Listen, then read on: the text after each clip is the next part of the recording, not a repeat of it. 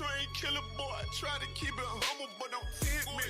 Know they do not like me, but they better keep it friendly. Ain't going out like Diddy. Got a whole lot of soldiers, whole lot of guns, nigga. We ain't fitting in no Bentley. Try to talk it out, but I really think we passed that. He ain't got that zeal. He can send that shit on Cash App. Show that nose high in the air, cause I ass fat. Listen, bitch, fuck that pussy, I won't pile. They say it's up then. And it ain't nothing to discuss then. Pillow talking with revenge, we like best friends. Just left Atlanta, now I'm in Bama on the West End. Blood on 125th, don't you know about that?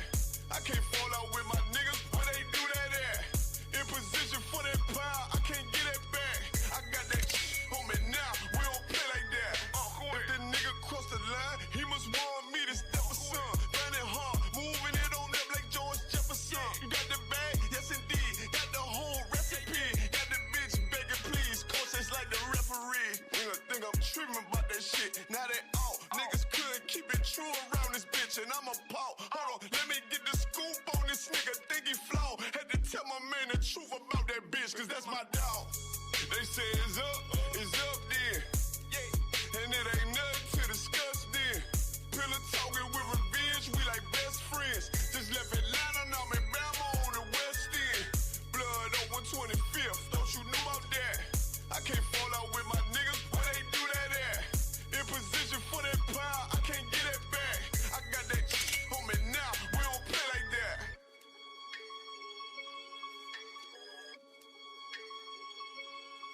Nigga says up, bitch. They say left. I got that on me now. We don't play like that. You can act like a retired. Well, I mean, I feel special, you know.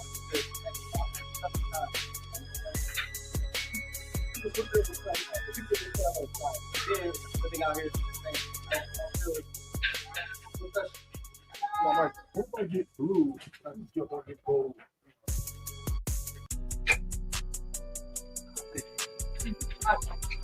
Where my mic at? Am I on?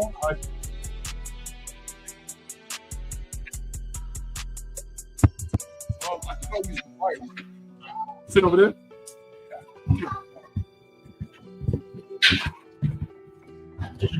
Mic check. Damn. I might need to come down a little bit. Yeah.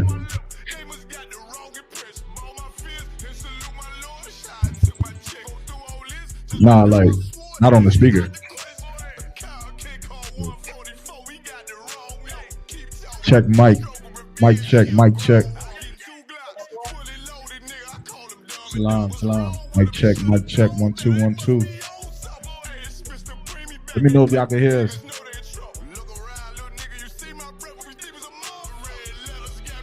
They can hear us? You sound good? That sound correct.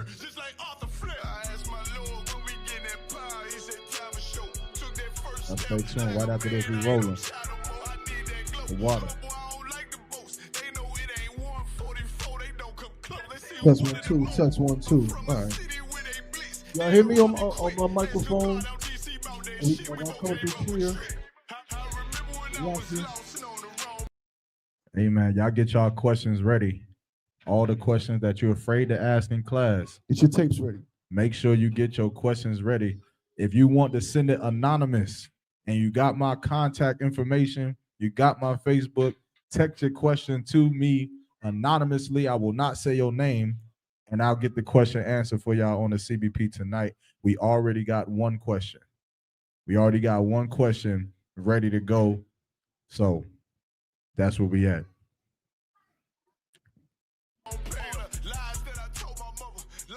Told my dad, remember I walked in the house, he seen all the stress on my head. Called you about that robbery after school, I knew what I did. Victim of peer pressure all along, I guess I was scared. I saw the niggas help Miss Graham that crack, I should've killed her. I understand our oppression, when she died, it was heartbreaking. About to take a trip to Newtown just to say I'm sorry, man. This the only family I gotta play to win. At least I'm for my children, so they ain't victim of they sin. Glory, cause I chased away that demon, try to take my kin. Can't taste that pleasures with a vengeance, he'll be back again. Niggas move by emotions, I'm a soldier, I can't comprehend. There's no when Satan put that pressure on him, he'll probably be.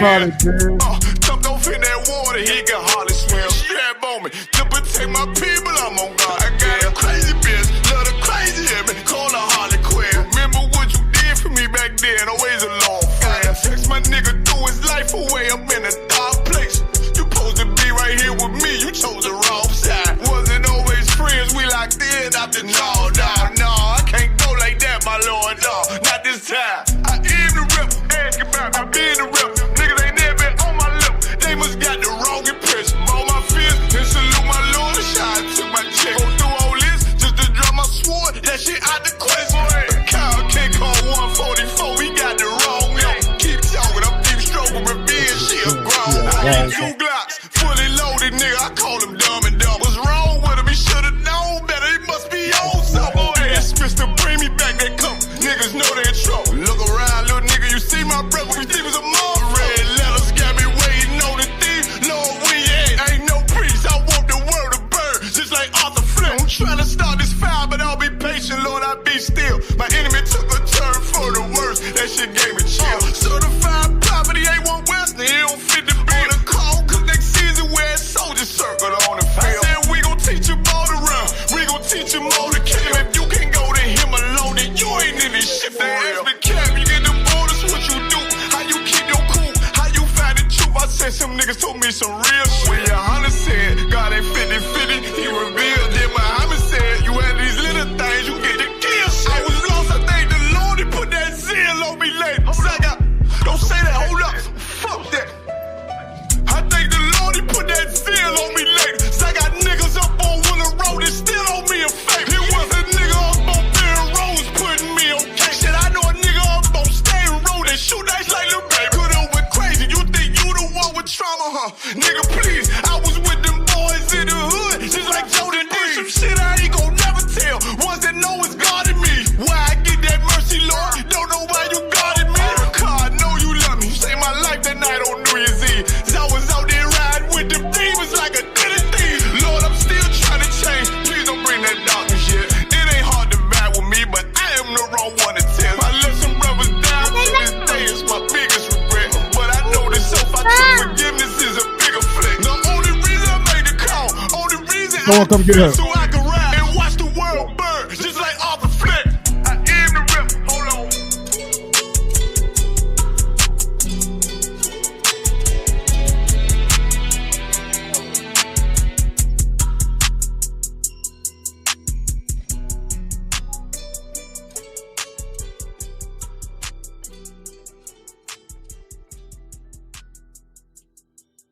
Let's get it.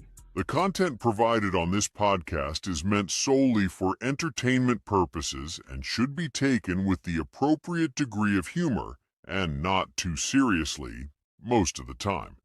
Listener discretion and understanding should always be advised.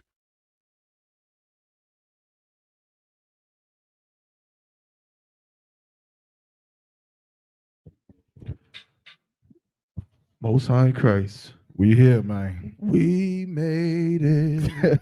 We made it. Y'all know about that. Nah, Y'all know about that Ghostface. Okay. Oh yeah, nah, I know about that. Come shit. on, Come man. on, son. Yeah. CBP in the building.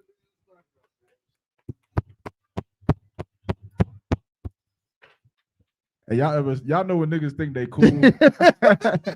If you in the school, you know you cool when somebody say clap it up and niggas do this right here. Hey, nigga, that is not a clap. That Bro, come on, man. You know that's the clapping up. that's a UPK clap. All right. Yeah, them niggas is not excited. Most High in Christ, man. Hey, shalom. How about Shemal Shaka Thumb? To all the brothers out there, shalom. How Shemal Allah Thumb? By Shemal Shaka to all the sisters. This is the CBP, the Chain Breakers Podcast, brought to you by the ISUPK, the Israelite School of Universal Practical Knowledge, under commanding General Yohana. Started out of 1 West 125th Street, Harlem, New York, 1969. The CBP Yes, sir. Yes, sir. The CBP was started out at 2534 South Roxborough Street, Durham, North Carolina. Yeah, yeah. And we are in the building. And we got a real special episode for all of the unchained out there. The unchained, that's what we call our brothers and sisters that tune into the show. The The unchained. unchained. That's the chain that y'all have broken off of. Most High in Christ. So we got a special episode for all the unchained. But before we get into it, I am Precinct Officer 1000, Double One. You know what I'm saying? And I got to introduce my co-constituents, my brothers on the CBP with me every week. Of course, I got my brother, my day one A1 like steak sauce, my brother, Officer 1000 Yarmark, a.k.a. the Javelin. Where the hand claps? You can put it. Don't do that because you can do the hand claps for yourself, bro. Most High in Christ. And to his immediate left, we got Big Smoke Dog. I'm joking. No. Sluggy. Smoke Dog. We got my brother who does not smoke because we don't do that in the ISUPK. My brother, Cincinnati's finest. Council. Well, you're not Cincinnati's finest? Cleveland's finest, Salakia. The what? I say Cleveland's finest. You think LeBron? Yeah, LeBron's from Akron. Whatever y'all think is going on in Ohio, Ohio State Buckeyes, all that stuff is garbage. This the brother right here. My brother, Officer of 500, Makwa. Get a brother a hand clap. One. How y'all brothers doing, man? It's wild, man. Good to go. Ready to get this on, man. Ready to get it on. Yeah. Okay. Well, bro, I know we got some guests coming on today, of course. You know what I'm saying? But before we gonna get into that. We gonna get into that. We're gonna get into it. But we gotta just start real quick. Go ahead. We got them waiting. We'll talk about that later then. What how you I want want to talk about Drake. Oh Lord. Oh, ain't even been 24 hours. I don't feel right leaving Cat waiting in the back. You right. You right. You in the spirit. Let's do it. Hey, Hey, you do the introduction. You got it. Hey, look, man, I'm a first bring up a very heavy hitter. You understand? Been rocking down this school for a good amount of time, man, and happens to be one of I believe the brother's 2018 Hebrew Academy graduate. Absolutely, 2018 Hebrew Academy graduate. Which means that he is phenomenal. Yeah, fortified in the fire. What is you 2020 2020. something? Yeah, whatever. All of the Hebrew Academy graduates are phenomenal. Yes. But there's something about Something about 2018 that's 2018. dear to my heart. Yes, sir. And this brother has been rocking and rolling. You may have seen him all over the internet, destroying the internet with the TikTok man. reels. He blazing at Inspiration. camp in DC, blazing in Virginia, blazing in everywhere he goes. That's right. He blazing. If you see him at the Passover, the cookout, he's more than likely on Shamar getting ready to check your ass for being too drunk or That's right. out of order or doing something. That's The right. brother has been always on point since the day that I met him. And it's an honor to have this brother be brought on the stage with us, man. If I could just give an introduction and introduce Officer 5000 Kazak Ahmad out of Washington, D.C. Most High. Hold on, let me bring you up here. Kazak Ahmad. Can y'all hear me? Kano Khan, shalom, I don't want you. How about you? How about Shem Shabraka Thumb? The water for all the kind words, brother. But of course, you all know we could not be here without the spirit of the Most High and our King Christ and our general, our leader, Commander General Yohana. So That's big right. shout out to the Most High Christ and Commander General Yohana, all the generals, all the captains. Because for That's sure, right. brother, I'm just trying to do what I've seen them do. So the water. Kano Khan. And if I could, we got another super heavy hitter. Man, Listen, I'm gonna tell y'all something. This is a quick side note because we had Captain Yatizak on the show. we did. The last show, Yes, and sir. it was a heavy show. Heavy show. And this is something that I know about Captain Yatizak Mm-hmm. that a lot of people may know, some of you may not know. If you know Captain Yatizak, then you should know the captain that is about to bless the stage with his presence today. Absolutely. Because Captain Yatizak was created by, of course, Commander General Yohana, and through Commander General Yohana, the brother that we're going to bring up on the stage today. the brother who was over Texas. I believe he's over everything in the South. I think basically. his range touches everything out yeah. there. This brother has also been a phenomenal brother since well before I even knew what the truth was. He was in here rocking and rolling, going to camp, building up nations and destroying strongholds Right. in America's systems. If I could, I come want on. you to finish your introduction. What you just said is heaven. I just got to say this too about Cap. Okay. Like I sometimes, and I've always done this since I came to the truth. Mm-hmm. I go back and look at older videos. You know what I'm saying? And them brothers when they was blazing in DC. Mm-hmm. You know what I'm saying? Just seeing the foundation of this thing that we are in now. And I'm telling you, I can't even count how many clips I've seen and internalized of this brother we about to bring up many, many moons ago on a podium in DC blazing. You know what I'm saying? And it's like, this brother is foundational to this school. Damn you know what right. I'm saying? So I just had to say that, like, it's truly an honor to be on with him. So when we bring him up, man, I'm ready. Most High in Christ. Well, again, this brother, like I said, he is a pillar in the Israelite school of That's UPK. right. So I want y'all to bring it together, man, and honor this brother for coming onto the stage. Again, it's an honor to have you. But we're going to go ahead and bring up Captain of 13,000, Kahuntham Yard. Shalom, Israel. How y'all brothers doing? Shalom, I want Shalom, sir. Sir, get respect a thousand. I want to say the water for having me on, the water for the kind words. I want to echo my brother, priest and officer Kazak Ahmad. You know what I'm saying? What he's bringing out as well. You know what I'm saying? It's about the brotherhood and what we stand on. So I appreciate those kind words. His motivation. I'm glad I'm on tonight. I know we got a good show. We're gonna rock out on, man. So for everybody out there, you in for a treat. Let's get it on. If we could, I'd want him to just bear with us for one side. I think we had just a couple things we wanted to talk about real quick. Y'all, of course, can jump in it. But that one you had to, you wanted to talk about. I mean, I just want to know real quick what y'all thought was. It ain't been Drake came through. You don't got to talk about how you feel about older music, but I'm just saying, like, how do y'all feel about this in terms of the vibe of it? In terms of the vibe of one of both of y'all gotta get her off the stage and keep her off. Just this drop. How'd you feel about it? Do you think that he went about it the right way? Do you think he went about it a good way, or would you have gone about it differently? First of all, this was unexpected to me. I didn't know that he dropped 3 albums in one night. In one morning. I think that was a bold statement. Understand? Artists don't drop 3 albums in a year. So for him to come out and drop 3 albums in one time, it says something. It says something. It says something. Yeah, I don't know exactly what it says. I don't know if he beats Kendrick because of it. Right. But I don't know if Kendrick can drop 2 albums at once. I don't know. And then we attentively listen to all of it. I don't know. Well, I don't listen to all of it. See, that's the other thing. We ain't gonna get into it too deep. Listen to Iceman, though. Iceman is straight. My favorite song is the Make 'Em Pay. That's the joint. That's my favorite one. So I'm rocking so with far. It. I'm rocking with it. But yeah, anything you want to? Oh shit, I didn't even notice. I seen you in my peripheral. Shout out to Sister Rachel. She just walked up on the stage.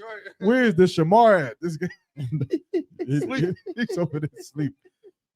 Well, shout out to Sister Rachel. She's on the show. If y'all have not seen her before, this sister is would you consider yourself a community activist? Is that proper? Community organizers, what we're going for these days. This sister has done phenomenal work in the city of Durham, North Carolina. And of course, she's seen the work that Commander Jenna Yohana has done in the earth. And now she's getting ready to join the cult. Hey. Yeah. But no sweat. We got her on the stage to give a little bit of the other side of the courtship. I think it's a big ordeal with some of the topics in the UPK because, of course, the priests are the men. Right. And then sometimes you'll hear sisters who they may feel like there isn't a woman on the stage to give the rebuttal, or a woman on the stage to ask the right questions that a woman or a sister may want to ask, especially the questions that they might have wanted to ask when they were in the world, right? Before they and came to school. So now we have a sister who, for all intents and purposes, is in the world. Absolutely, she's in the world. She's been to WAB enough to to sit on the stage with Officer Thabuan. Of course, I ain't shit. But she's been allowed to sit on the stage with these brothers right here, give her insight, ask her questions, give her feedback on everything. And again, I just want to say the water to you for all the support that she's done. She let us use her smoker to cook all of the food for the food and clothing drive we just did last week. Damn right. How big is that thing? Pause. It's the size of a minivan. I told you that. Yeah, that shit was huge. Yeah. Pause. You fucked me up with the pause thing. I mean, crazy. but yeah, appreciate you for that, sis. The water. Yeah. But so yeah, that's all I got on the Drake thing. Right? Yeah. I don't know if Michael White, you got anything or Cap, because I got mine. If y'all got anything. I mean, I do. I haven't heard it. I haven't heard it yet. I hear everybody buzzing about it on the internet, but I haven't heard the albums yet. Okay. Because my Adwan is a music brother. Like, make some of the illest beats you ever heard in your life, and is a real musician. So Adwan, do you have a an opinion about it, about Drake and what he did? I'm like Kevin Kahan. I haven't heard it yet, but okay, not to offend nobody, but I try to stay away from anything that's, to me, to feel a little too manufactured. I'm trying to say it the right way. Like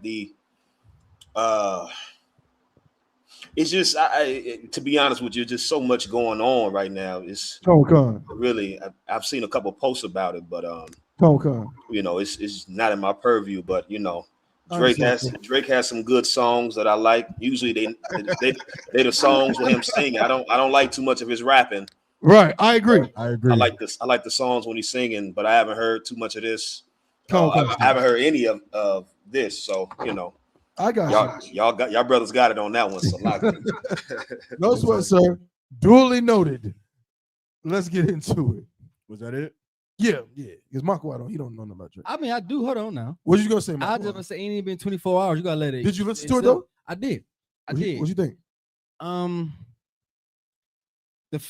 From what I understand, that he was trying to get out his record deal. That's why he dropped so many of them. I heard the same. And so I feel like, what's the first one called? What he doing this? Or Iceman. Iceman. I feel like that's the one with the heavy bangers on it. It got a couple songs on it, but the other ones are just filler songs just to get out his contract that he just had in the vault for a while. Right. I just feel like him addressing the situation with Kendrick and all that stuff, I wish he'd addressed it at that moment instead of waiting. Like 2 years. Even though it's been a while, I wish he would have addressed it at that moment. But I mean, it gives us music to listen to dissect. I mean, it's cool. I think the one song I vibe with is Let Them Know or Make Them Know or something like that. And that's I like the beat behind it and all that stuff. But I still gotta, like I said, I still gotta listen to it. You basically said it. It's only been 20. It ain't even been 24 hours. Exactly. So. Like he dropped and I was at work. I went to I listened to a couple songs. I'm like, I gotta get in the car. I gotta drive a little bit. So I drove around a little bit, wasted a little gas. Should never done that. But that's a fool on me. Right. But I'm like, damn, okay. Then I like, all right, I gotta listen to it a little bit more. So give me another 48 hours and I'll probably have a better thing. We'll revisit this. We'll revisit it. But we're gonna get into the main topic very, very shortly. But before we do that, there was one more thing I wanted to just kind of talk about if we could. If we could, I mean, it's kind of like redundant because you have to do it. But could we get a hand clap for the work that the brothers headed up by Officer Yarmark have been doing in the prison? You gotta press the button. You got a computer. So if you don't know, Salagi, if you don't know, this brother right here, Officer Yarmark, under the, tutelage and leadership of our camp leader, Officer 5000 Iraq, of course, under our Captain Nayat, under Commander General Yohana, has been putting in a lot of work in the prison system here in North Carolina, and for about almost a year now, right? Over a year, has been teaching classes physical classes every other Thursday in Greene County Correctional Facility. In Greene County Correctional Facility, down there near Goldsboro. Yeah. In Snow Hill, the same place the Passover was at. In Snow Hill, the same place that where we held the Passover that last time here in North Carolina. Y'all remember.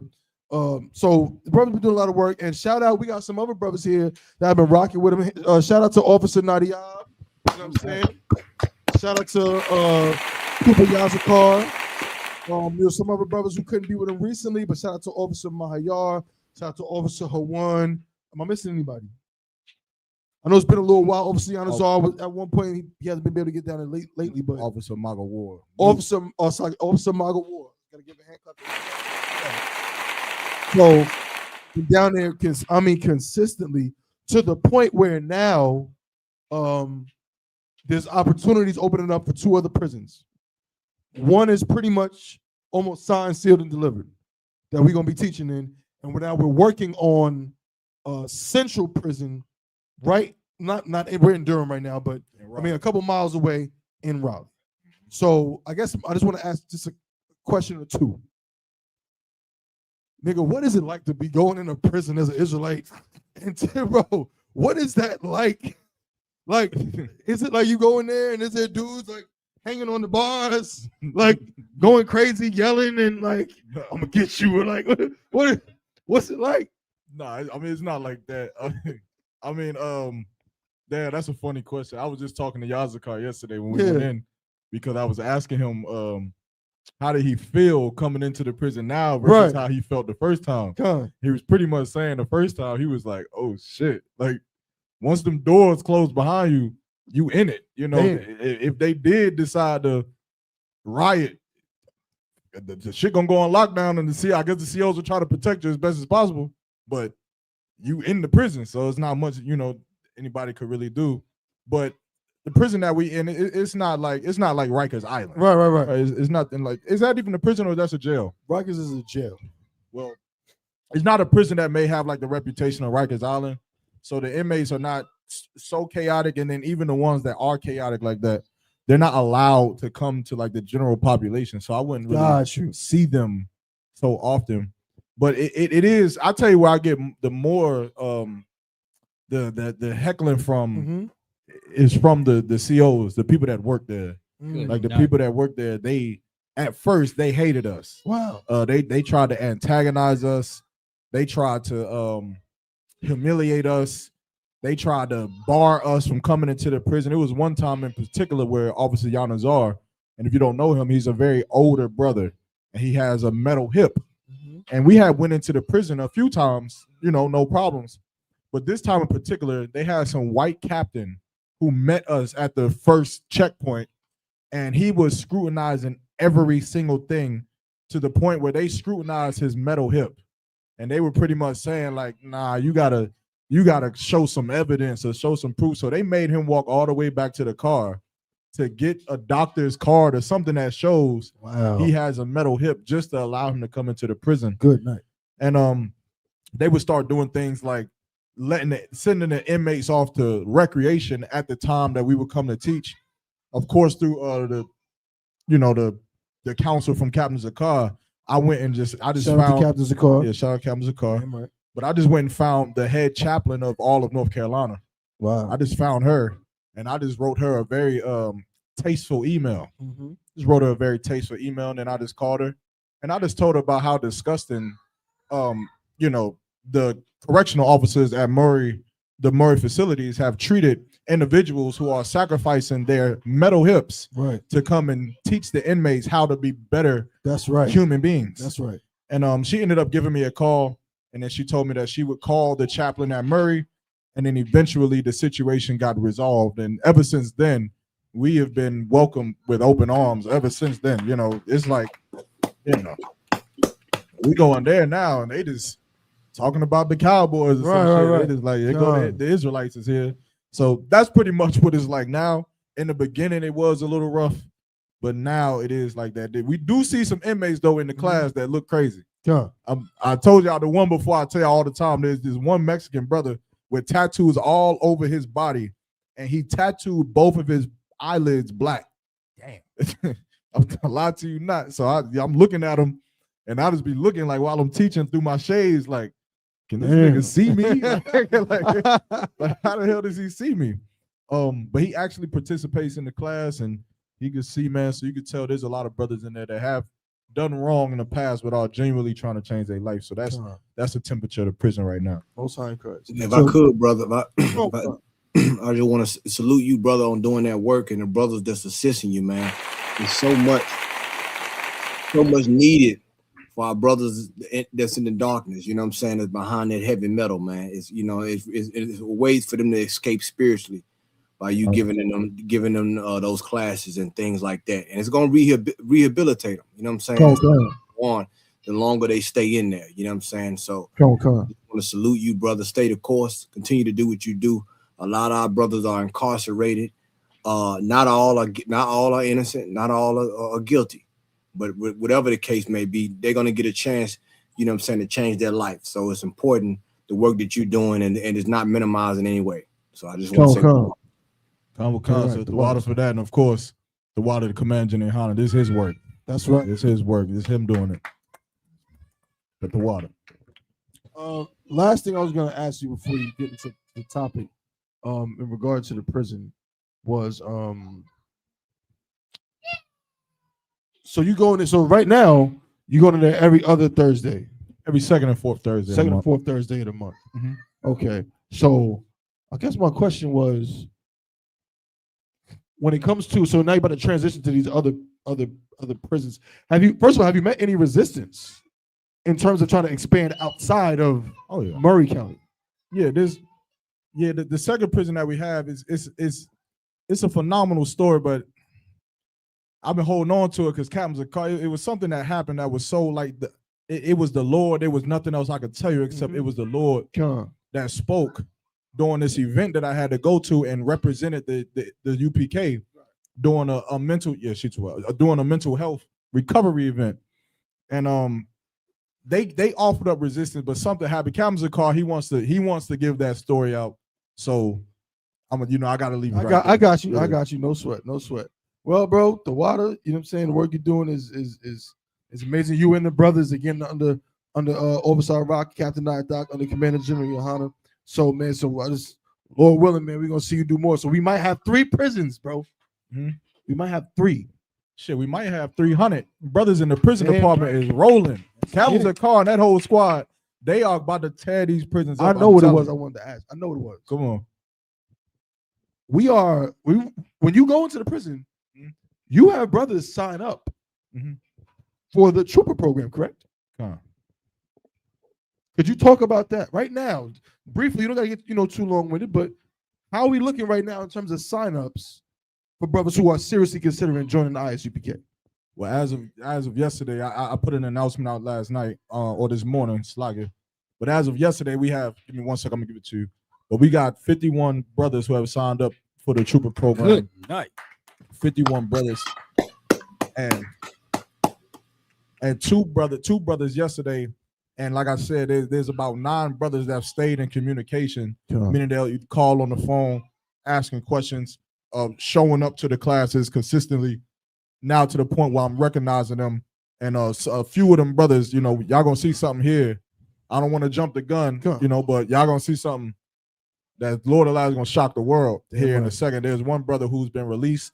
He's out near Charlotte area. He's dealing with his parole officer. His parole officer at first told him he'd be able to attend the classes, but then eventually the parole officer asked what classes he would go to, did some research, and then told him no. He cut it, told him he can't go. So I'm still working with that brother, but he calls. You was there one time. I was when he called. Yep. And so he's still rocking and rolling. But the brothers in there, they some of them got some real Tawab spirit. So that's the number that we at. Like I said, like what Cap said, the brothers need the truth. That's right. And a lot of them got fake Israelite backgrounds and Islamic backgrounds and Christian backgrounds or whatever. And the main thing that I feel has been the drawing for these brothers in there is the sincerity that Commander General Hana has bred into his men. again, that when we go in there was one story. I will tell you this story. There was one time we went in there and there was about 55 inmates. Officer Nadia was there. I believe Officer Mahayar was there. And there was about 55 inmates. And the CO was like, oh, hold on, because they called for the Israelite class and they started piling in. Now there's a capacity to the room. And we sit up at a desk, and then the inmates they got their desk and chairs right in front of us, but usually there's a distance from us and them. When there was 50 of them coming in, I'm like, yo, y'all keep coming, come on, come in. And there was this black CO, like one of the police officers with the badge and all of that. He yelled into the class like, yo, it's too many of them. He was like, yo, you want me to send some of them back? As if he was doing me a favor. And I just had to peep the spirit right there. And I know this is like one of the first times we going in. I'm considering my man, because if you was there, I'm looking at the brother's eyes. And I'm like, you better look like Commander Janihana right now. You better turn it on right now, because I'm about to do something that's going to fuck you up. So I looked at them, and I told the brothers in the front of the prison, I said, y'all draw y'all desk forward. Come close. Get real close to me. So they started putting their desk like right on them, now to the point where they could just lean over and touch us, right? Just to allow them to all flood in. So there was brothers in the back standing up, and the COs was looking like, what the fuck? Like, damn right. Like, if these niggas decide that it's like they about to just riot on you, it's nothing we can do at this point. Right. It's 55 of them in here. Lord was with us. You understand? Damn right. That was one of the best classes that we ever had. Can I say one thing, brother? And see, courage is contagious.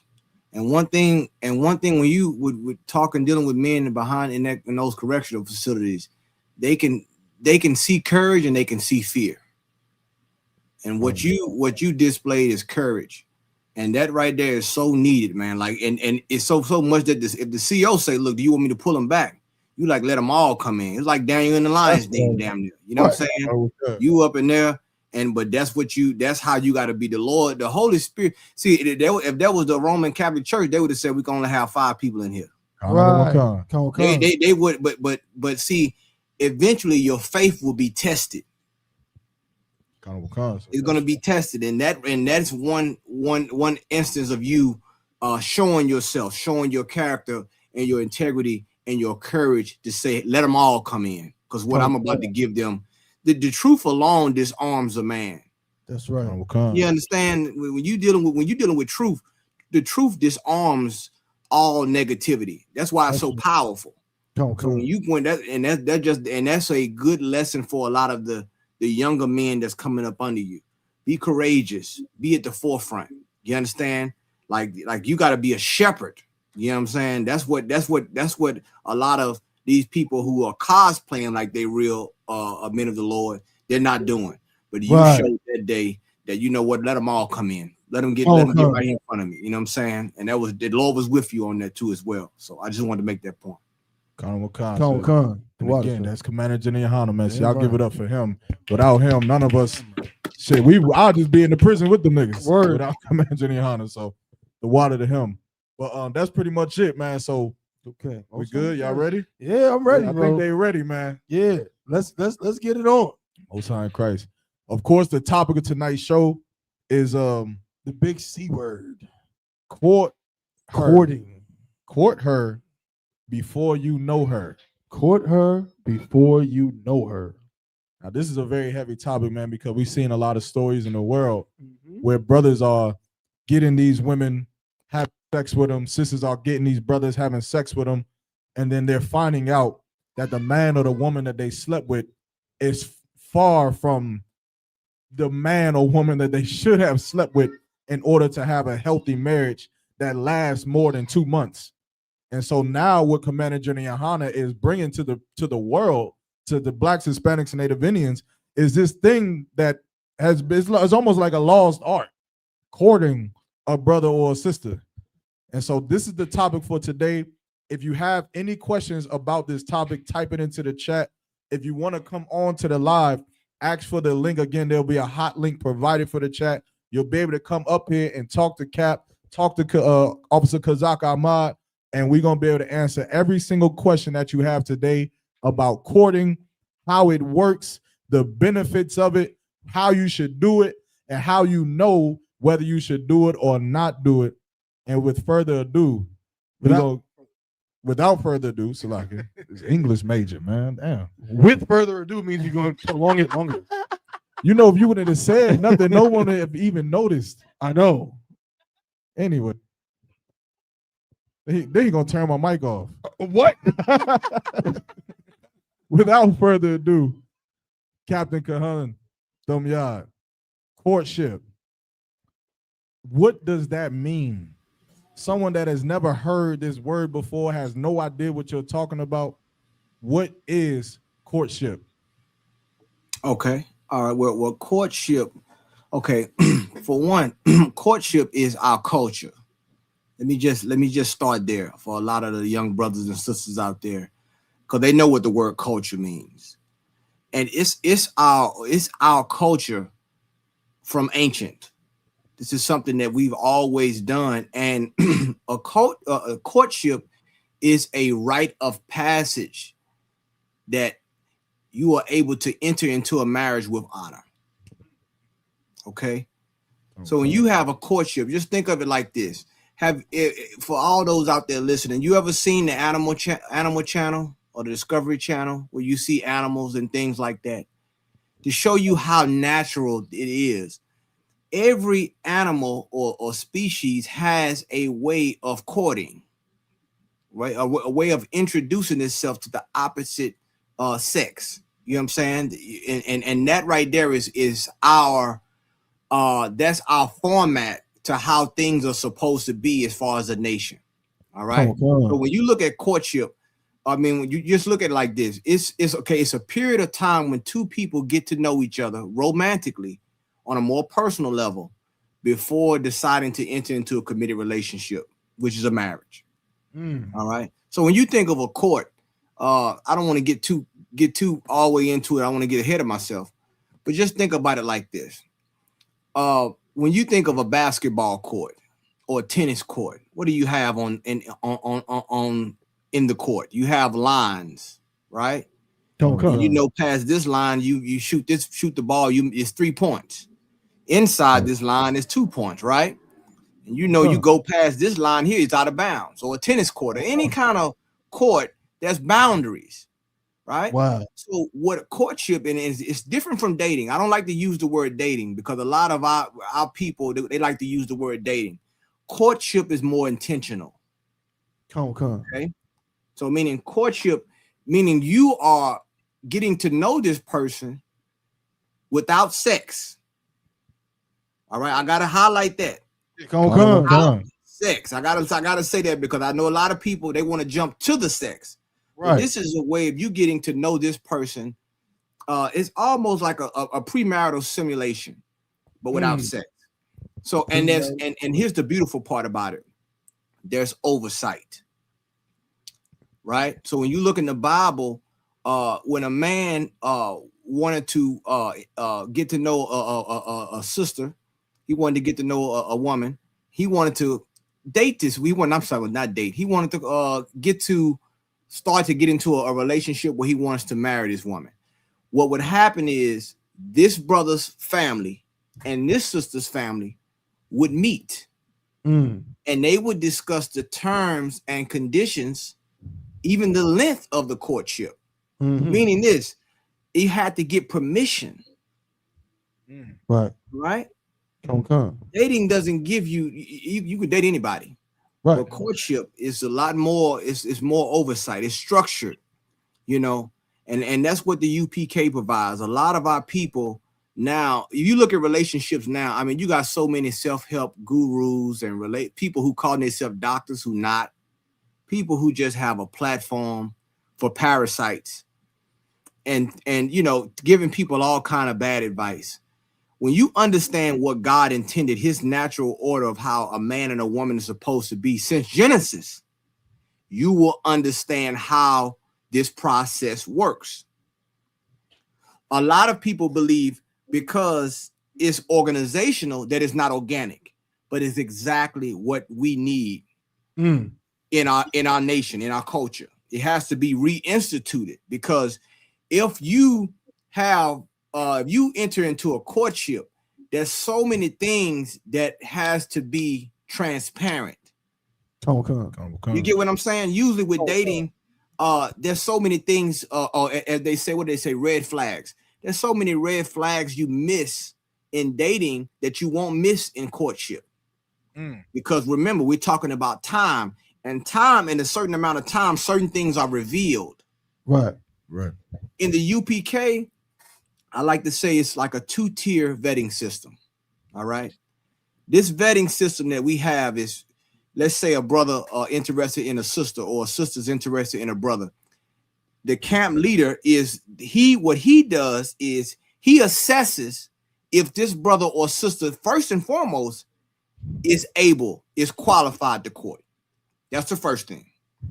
All right. Based on their reputation. All right. Now they get past that point, and then they're both approved by both camp leaders. Or let's just, I'm gonna go to the side and just say, let's say if there's a brother or sister that has a father, either young brother or sister that have a father in the school, then those fathers would meet and they would discuss that as well. But the point I'm making is there's an oversight of this process, right? And then the second level is your personal preference, meaning if you get past that first tier, you're able to court. Now, the last tier is your personal preference as a woman. What do you look for in a man? Brother, what do you look for in a woman? What is it you desire in this person? Okay, so all those things, what those things does, it's like, look at it like a risk assessment. That's what you're doing. So there's multiple things that's going to be discussed in that courtship. Finances, your my chart, all those things eventually, when you get to that point. See, like this right here is a process that's much needed. Going back to nature, you look at, there's a particular bird that when it's springtime and it's time to court or time to marry or have sex with each other, right? Because we know sex is marriage according to the Bible. That's what we teach in the ISUPK. Right? That's why we take sex so serious. So now, when the male bird is singing to the female bird, the song translates to the other female bird everything about this bird. Is he healthy? You know what I'm saying? How long his wingspan is? All those things. It's almost like a built-in my chart that the female bird can hear. But he has to perform this song in order to get her approval. You get what I'm saying? To be able to build a nest and to build a family together. So I don't want to. I just threw a little bit out there, just a little bit. I don't want to throw too much, but I just want to put that out there a little bit more. I know the questions gonna come, and we ready for the questions. You know what I'm saying? But I just want to put that out there. I know Kazak Ahmad is gonna elaborate some more on that, but we're gonna just build on this thing, man, because this is a perfect and a timely topic that we have to deal with right now in our nation. It's like our youth. Crazy. We got questions online? Because I got some. Yeah, no, I do got a question for. Well, first of all, Officer Kazak Ahmad, if you could, I mean, is there anything you want to elaborate with that? I do have another question for you, but do you want to, elaborate on anything Cap might have said? No, I just want to tell everybody, by the way, even though this is kind of like a crash course, a speed course, you might want to go check out Captain Kahan's series on this, courting, breaking this down. It is a brother, it'll damn near convict your spirit when you watch it. You understand? Because it is so on point. It is the truth, and it's the knowledge that we don't have for the reason and the reason why we're destroyed. Like I watched that series that Captain Kahan broke down on the entire process of courting and how he went into the bird and nature and how the Lord has a process for everything. Like you brothers and sisters, you better understand something. Who you decide to lay down with is probably the most important decision you'll ever make. That's just what it boils down to. Who you decide to let into your world, who you decide to give yourself to, who you lay down with, it is probably the most important decision you'll make because it completely changes or it affects your trajectory of your life. And I've seen it too many times in the world, brothers and sisters that had so much potential, had so much promise and intelligence and everything good. And the person who they decided to lay down with changed that trajectory. Right. And their life did not pan out the way that everybody who seen this person before, it didn't pan out that way. And so I just want to tell everybody, you should go and watch the entire series that Captain Kahan broke down. It should be a lecture taught in every middle school, in my opinion, in high school. It really should. You understand? Straight up and down, because it's information in there. You understand? And we'll get a chance. It's a scripture, Captain Kahan, you pulled out in Tobit. I've never even heard the scripture before. And I said, well, good night, man. Surely the Bible, the Bible has all the answers to all our problems. So that's all I wanted to say for right now. So like it. Heavy. I know we got a question online, right? There's a question online. So if I just quickly, and this question from both Cap and Officer Kazak Ahmad. You said something, Cap, when you was breaking it down about how it's very structured. It's a detailed structural thing, right? So to some sisters who are brought up in American society, in the world as it is, they're kind of taught from movies and music about romantic things, and to them it can seem that, wait a minute, I may like a brother and he may like me, but it cannot be approved because some other man decides that he's not ready, or he's not whatever, or I'm not ready. And they may say, well, that doesn't sound very romantic, or like you get into the deep ones. You want to wait for that one? You getting into the deep ones, man. Bro, I told you a second ago. This is the Unchained. No sweat. Salakia. You want to ask Mr. first? Yeah, let's if we could. We just hold on for that one, Salakia. I don't want him. We got a question online, and we'll get to that one later. Because I'll ask this one to you then. Because I know you kind of pressed for time, right? No, please, direct. I'll let Officer. Excuse me, Captain Kahan. Let him take the questions, please, because again, you understand. First, he outranks us. He's the better man, and then secondly, he broke all of this down beautifully. So please, if that's too hard with y'all, I would prefer Captain Kahan take the questions, and I'll just chime in here and there if I get a chance. Water priest, and it's like I want to say, because you know what I'm saying. Hey, look, brother, your insight is definitely needed. You know what I'm saying. So feel free. You know what I'm saying. And like I said, as far as this truth, brother, like I said, we on this thing together. And like I said, whatever, and the water for that acknowledgement as well. You know what I'm saying. But brother, thanks be the Lord for that brotherhood. You know what I'm saying. We on that same level, brother. Damn right. Sir, the water to you and your work. I just want to know, where the hell on earth do y'all know you can go to and find brothers speak to each other in this manner outside of the Israelite School of UPK? Outside of here, what gang can you go to? What Christian church can you go to? What Muslim mosque can you go to where brothers who have rank in the school speak to each other so eloquently and kind to each other outside of the Israelite School of UPK? That's right. That's just a side note for y'all to think about. Right. However, we do have a question from a sister in the school. Shout out to Martha Na. She said, Salakia, sir, the 6-month rule that specified at the end of classes, or she's asking, does the 6-month rule that specified at the end of classes apply to just brothers and sisters in the school, or also to those coming in from the world? So it applies from everybody that's associated with the school, right? So meaning you coming in from the world.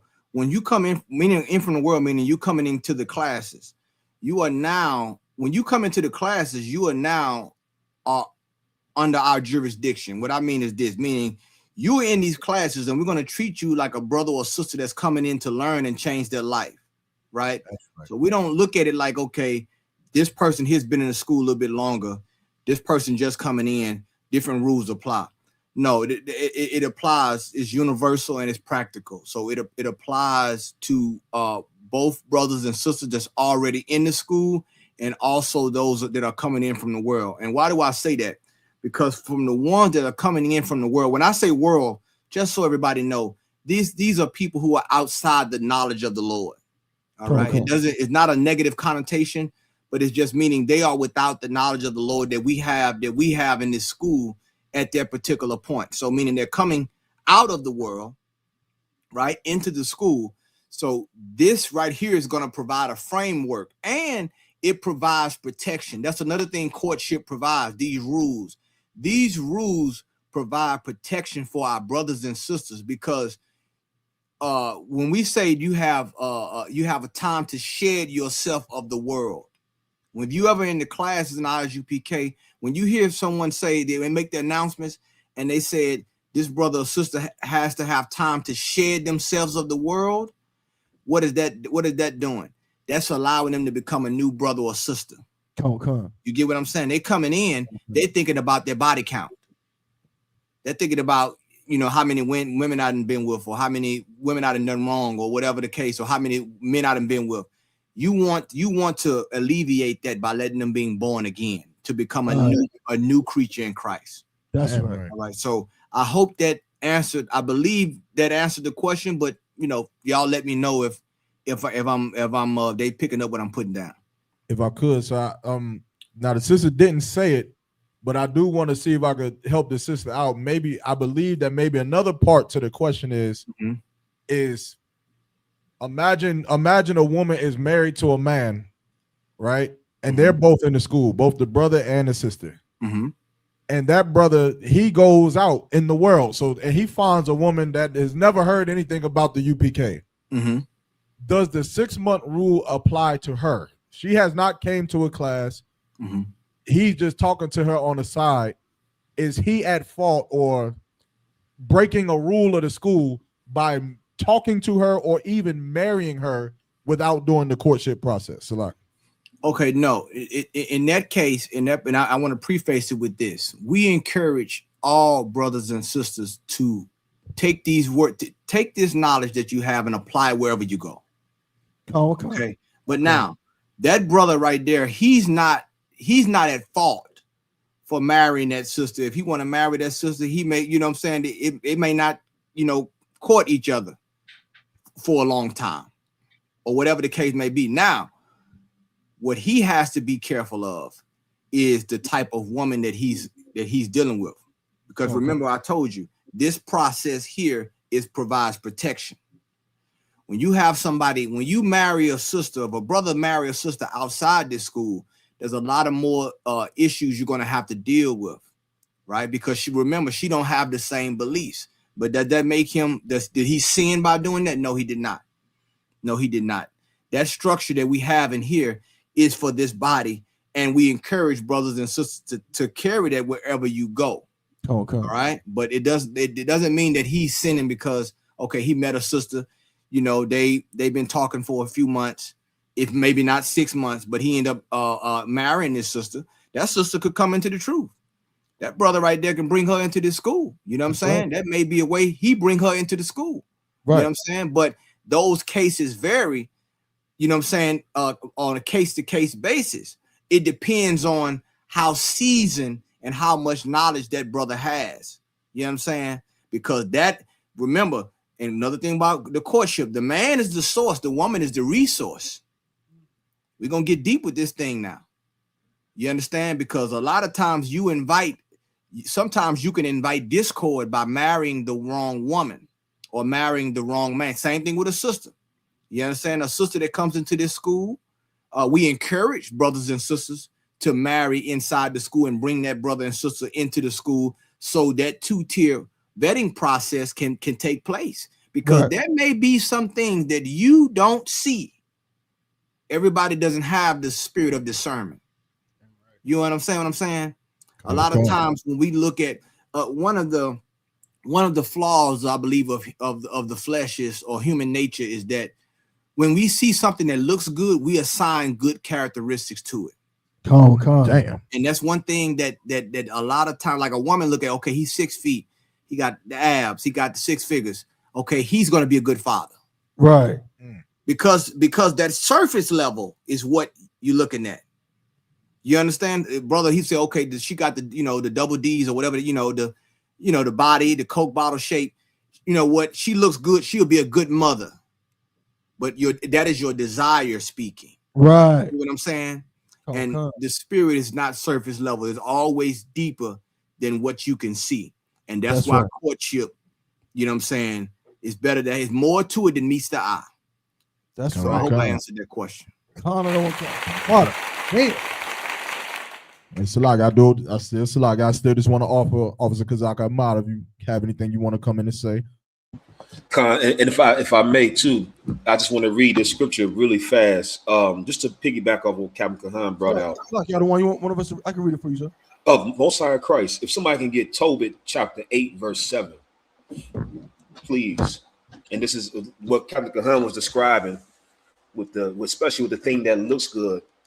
A lot of us, even still when you come in here, that's the whole point of the courting process in the UPK is understanding that even though you're in the truth, there are things that you're still shedding.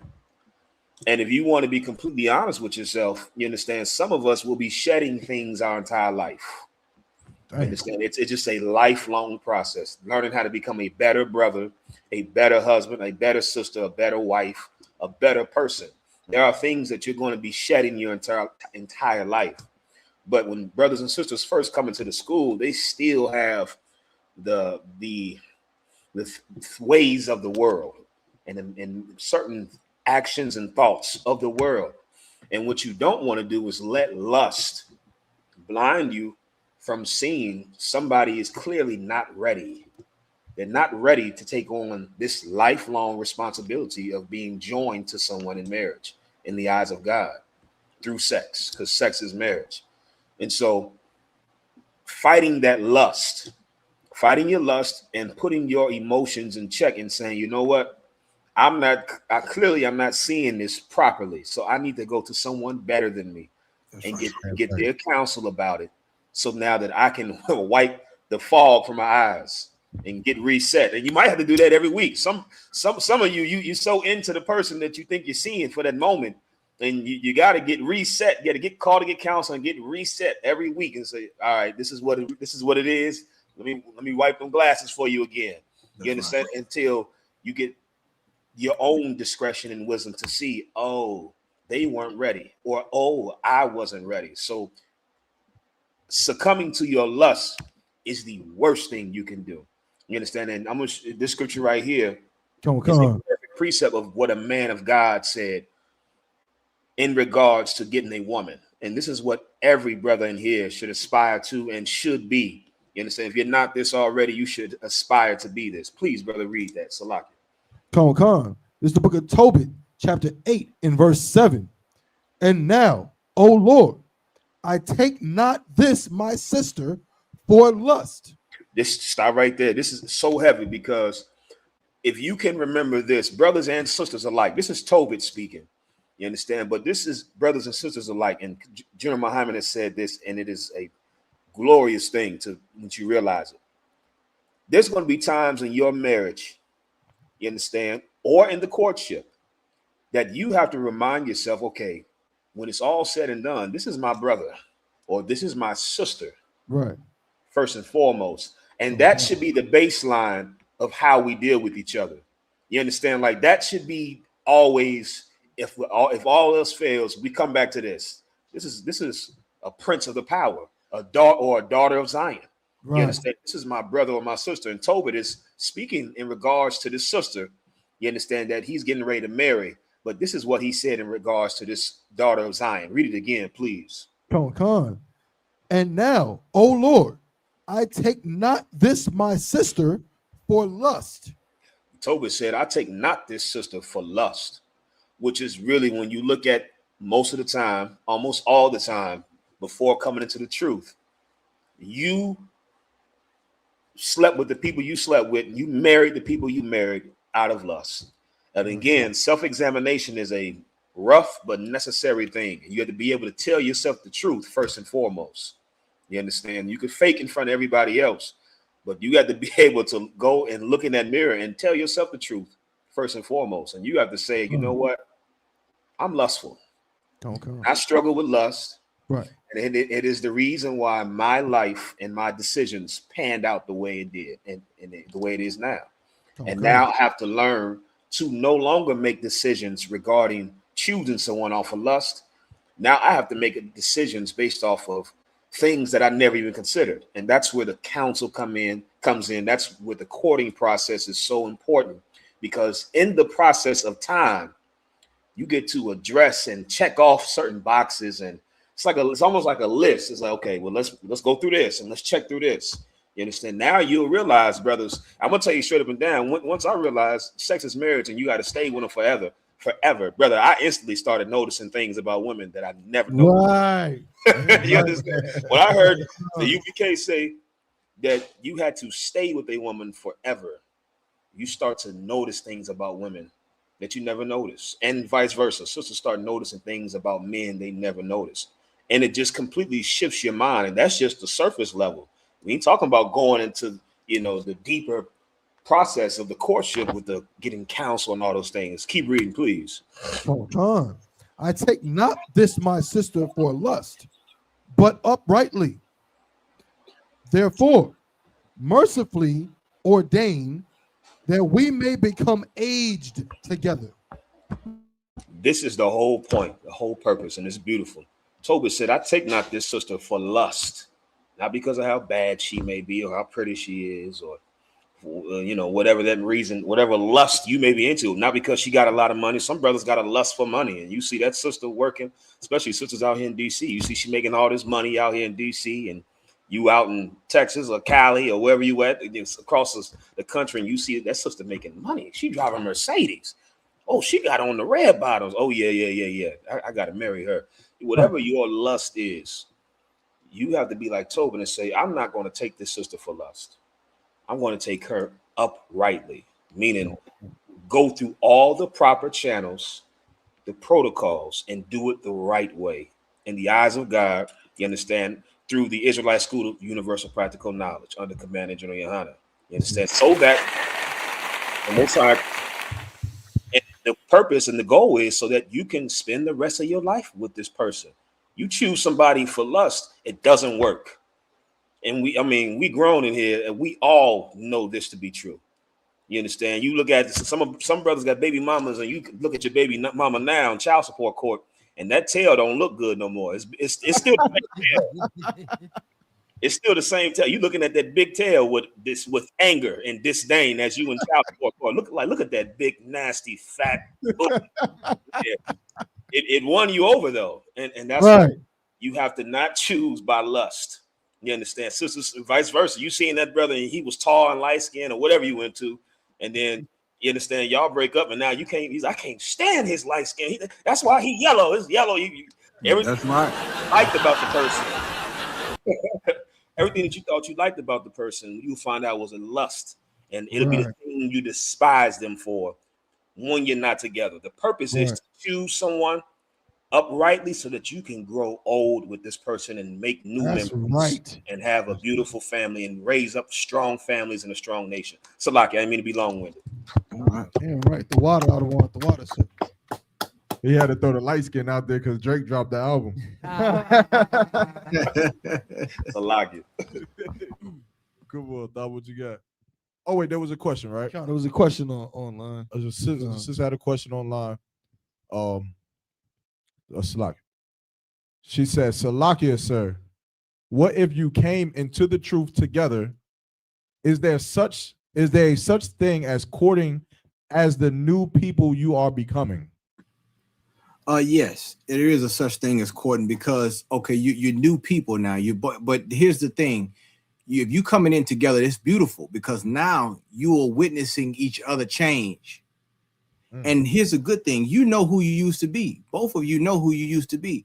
So now, and to be honest, even after the marriage, sex marks the beginning of the marriage, not the end of a marriage. So there's a process.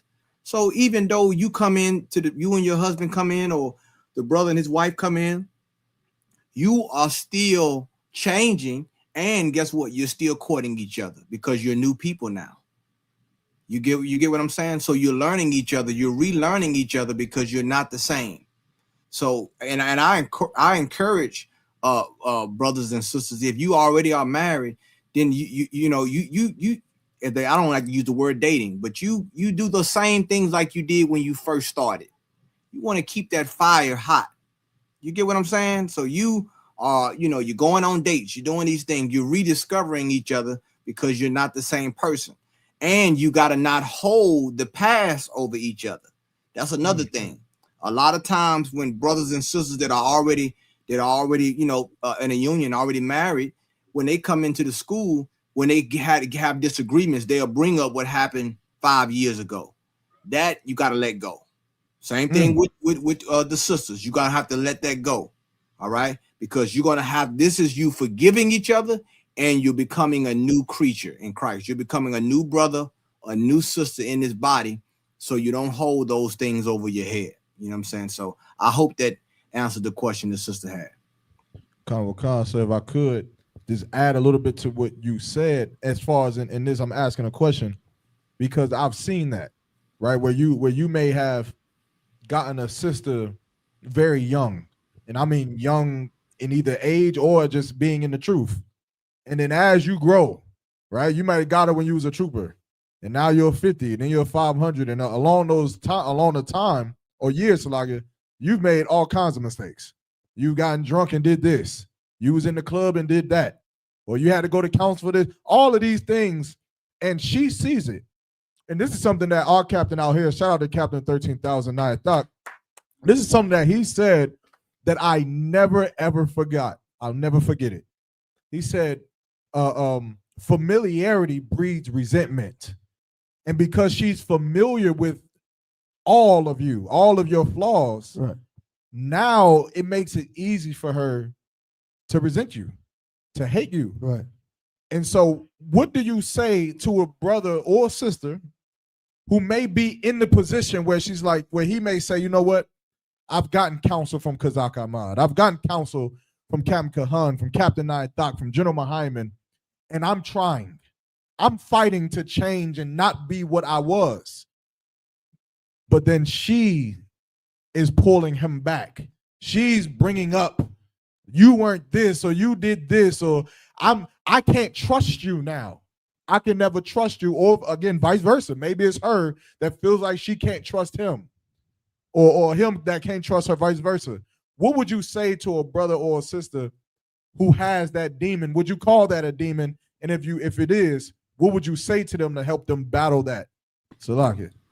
Well, first thing I would tell them is to get counsel. That's the first thing. And that's once again, I know that we're talking about marriage now. So I guess this is past the courtship. This is already in the marriage. But what would have to happen is, the Bible says this: can two walk together unless they agree? And if I can just give you a sidebar before I answer this question, there's a brother and a sister that works out. They work out together. They walk this trail throughout the week, and they usually walk side by side, right? When they walk this trail. But there was an instance where they had a disagreement.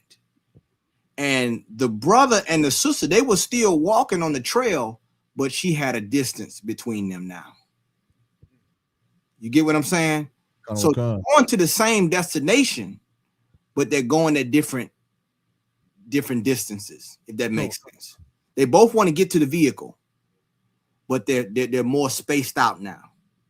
And a lot of times marriage is like that. It's motion, but one may be ahead of the other. One may grow a little bit faster than the other. You get what I'm saying? So what we have to do is we have to make provisions for those types of instances. All right. That person is holding on to something. And a lot of times it's because they want to feel vindicated. Can I be honest with y'all tonight? Like a lot of times it's and that's why we give those counsels. One of the things that we try to tell brothers and sisters is, don't focus on who's right. Focus on what's right. Damn. That's the key. That's your GPS. So they were walking and they had distance between each other. They have the same destination, but they wanted to get there at a different pace. And a lot of times you have somebody who and it's spiritual. They want to hold things, because they feel that, I was wrong and I never got vindicated. You know what I'm saying? You are not who you say you are because I've seen this. Well, let them become who they say they're planning to be. That's right. A lot of times people keep you in your past because of comfort. I'm comfortable with you being this because I haven't grown yet myself. You get what I'm saying? So a lot of times we just try to tell brothers and sisters, forgive each other. Be kind to each other. Kind, another a synonym for the word kind is consideration. This is the thing about marriage. When you married to a brother or a sister, you're vulnerable. I don't care especially if you're a brother. I don't care how big and strong you are. You can just come back from whooping everybody ass. You know what I'm saying? Armor on everything. But guess what? When you get home, you got to take that armor off. Right. Okay. Your woman, she sees the scars. That's right. She sees the pain and whatever. So you're vulnerable now. What kind of woman will you be? Will you be a helpmate or a hurtmate? You see? And the same thing with our brothers. Our women have to have a certain persona for the world out here. And when they come home, you're dealing with her emotions. You understand? You're seeing, to put it in the word of Genesis, you're seeing them naked. And I'm not talking about physical nakedness. Count on what kind. You're seeing them naked. So they're vulnerable now. So are you going to exploit that, or are you going to conceal them? Or are you going to be there to comfort them? And that is a major part of what we have to deal with in our community. You understand? If you talk like you were talking about them brothers in the prison system, a lot of them come from broken homes. A lot of them deal with past trauma. They don't know how to even love someone. They don't even know how to translate because of the demon of trauma. So I don't want to get off course, but it's taking me down somewhere that I just wanted to make a point on. But Hit the water. We have to allow room for us to grow, and growing, it can be uncomfortable. It can be uncomfortable. You may be the dominant. Some women may be the dominant one in their marriage. Now you come into the ISUPK, you have to now transition. You're no more being in charge now. You're going to have to render that to that man, and you're going to have to get out of his way and let him rule, let him run that household. And in some cases, brothers, you've been governing certain things that you're not equipped to deal with. Some women are more skilled when it comes to finances. You're going to have to yield that for what? For the betterment of the family. You understand? Love is not selfish. Love is selfless. So it varies, but I just want to say counsel would be preferred in that matter. And I would say that brother or sister who's trying to remind them, that person, of who they were, they should not do that, because they're not only hurting themselves, they're hurting the family and the marriage. I yield. It's like, because I got my, you got anything? No, and if I could, just to piggyback off what Captain Kahan said, and if you don't have enough self-control for yourself, think about your future children, man. Damn. Like what he just said is so heavy. Like, come on. Brother, a big booty, a small waist, and big breasts are not going to raise your children. Damn right. Yeah, I wish it could. I mean, but it's not. It's not. It doesn't raise children. Sisters, a man's height, his hair texture, his bank account, that doesn't raise a strong family. You understand? Right. Like, we have to look at what matters, and that's why even the Lord, when He was choosing the king, and Jesse presented his sons, you understand, to the prophet Samuel, and they presenting who they think should be king based off of the looks. And the scripture said, no. The Lord doesn't see man how you see man. You understand? What you should pray for is to see things the way the Lord would see it. That's what you should pray for. Or how does the Lord view this sister? How does the Lord view this brother? How does the Lord view me?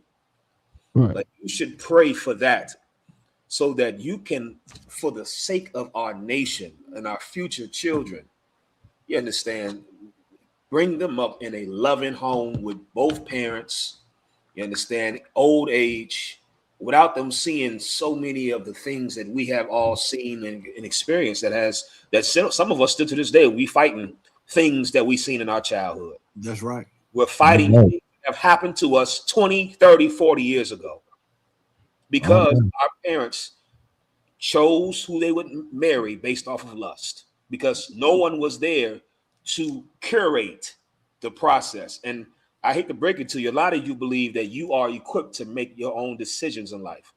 You should, That's right. I won't say that.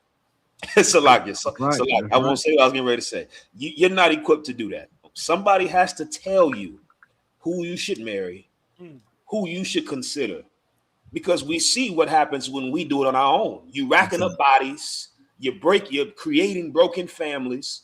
You understand? We don't know how to do it on our own. Somebody has to tell us how to do it according to the way that works, the Bible. And the ISUPK under commanding General Yohana specializes in this process. And I'm telling you, a brother that made many mistakes. That's right. It's a brother myself who has had to look in the mirror himself. And I didn't know what I was doing until I came in here. Even just this past week, I watched Cam Kahan's court. And well, not this past week, but I finished it this past week. In the process of watching Cam Kahan's series on courting, brother, there's things that I even learned then, and it convicted me because it was like I would have thought I would have known this by now. Right. I thought being in the truth this long, this is something that I thought I would have known, and I had to learn it right there.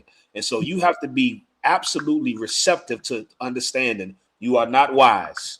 Somebody wiser than you has to give you the wisdom on how to do this for our children's sake. If you don't care about yourself, care about your future children. Salaki. Damn right. Salaki, can I say one thing? Because you made a heavy point, and it reminds me. I never forget Commanding General Yohana, and what you said is so right. You gotta always remain a student when it comes to the Lord's knowledge, because there's an infinite well of wisdom and knowledge that comes with the gospel, with his word.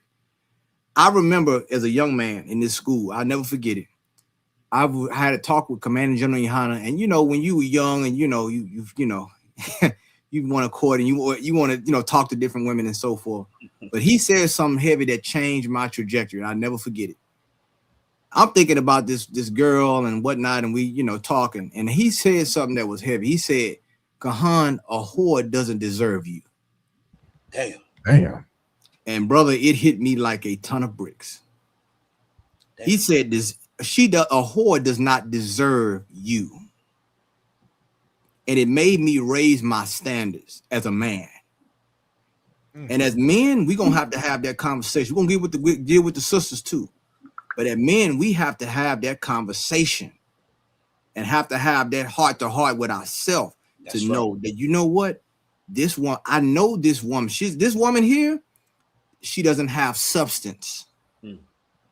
She have all the accessories, the nails, the hair, all the things that that the red bottoms, all the things that these sisters have out here that could seem appealing. But can you reveal what's appealing? Can you go deeper, surface level? Remember, when I give, when I'm able to give counsel, or when the general permits me to give counsel, I always say this. You ask a brother or sister that's ready to marry. Most of the times when they're ready, they done their courtship, they'll say, we ready to marry. The brother say he ready to marry, the sister ready to marry. But then I may ask a question. I may say, well, sis, why do you want to get married? And sometimes it could be surface level. I like how he looks. I like how he, talks, or whatever the case may be, or whatever the case. Same thing with a man, or she's attractive, and so forth. You know what I'm saying? But what happens if those things change? Right? We're talking about a lifetime. What happens if her beauty starts to fade? Will you still love her? What happens if his bank accounts start to go to zero? Will you still love him? You get what I'm saying? So a lot of times we can agree on the marriage part, but we can't agree on the why. And the revelation is in the why most of the time. It's in the why. Why do you want it? We know you want it, but why? And that's what Kazak Ahmad was bringing out about how the Lord looks at the heart. He looks at the heart, how our spirit, our integrity. A lot of people out here are doing things because once again, they don't believe in courtship. Courtship reveals the future of a marriage in most cases. Right. Believe it or not, you can pretty much tell how a marriage is gonna go if you court long enough. You understand? So it's a forerunner to what will be if you do it right. I don't want I don't want to be long way. I'm gonna got other questions. Salak, are you? Yes, Salak, Jim, just to piggyback too. Salak, Cap, and it's a forerunner to what will be if you do it wrong too. Thank you, brother. Yeah, I'm right. Oh, Salaga, we did have a question in the room. Sister Rachel, you got the mic. Okay, I have a question as, someone who's coming from the world, essentially, as you say, and trying to wrap my mind around this concept of, men having multiple wives. How much are the existing wives considered when a man decides that he wants to court a new woman? Can a wife say, hey, I'm already essentially unhappy in this marriage. I'm not getting the attention. I'm not getting my needs filled. And he wants a new wife. Is that something that's taken into consideration? And then another question I have is, as a woman coming into the school, is there a number of wives that equates to a red flag? Okay, all right. So I want to get the first. Okay, let's back up 1 second. All right. So you said, say the first part of the question, and then I'll get to the second part. If you could repeat it one more time. I'm sorry. So when a man is interested in courting a new woman, are the wives that he already has taken into consideration, their feelings, how they, view things, or their status of their relationship? If they're already unhappy with the amount of attention they're getting, and he wants to get another woman to add, as wife, is that something that's is the existing wife taken into consideration when that decision is made by the camp leader? Okay, well, what I would say is this: first and foremost, as a man, if you have a wife or anything, you take anytime you getting another, if you have a brother's interested in having another wife, you want to take all things in consideration. It's like an equation. One thing can you can upset the balance, or it can be more balanced. But here's the thing I would say: that's up to that brother's discretion. As far as him picking another wife, that wife may not, they might not be on good terms for whatever the case may be. She may say, well, most women are going to not want a man to have more than one woman. Let's just be frank, right? We know that. But here's the thing. The Bible says in the multitude of counsel, there's safety. And I want to say this. A brother just should not just go out there and get another wife, especially if she's out in the world. All right, I've seen. I'm just telling you from experience. Now, this is not a rule, but I'm just telling you from what I've seen from experience. You have to have measured.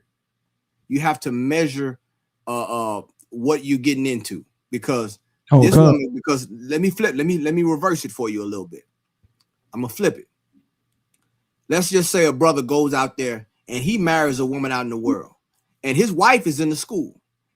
This woman here gives him an STD. Let's talk about it. Let's talk about it. Let's keep it real. We're talking about universal practical knowledge. Okay, that's right.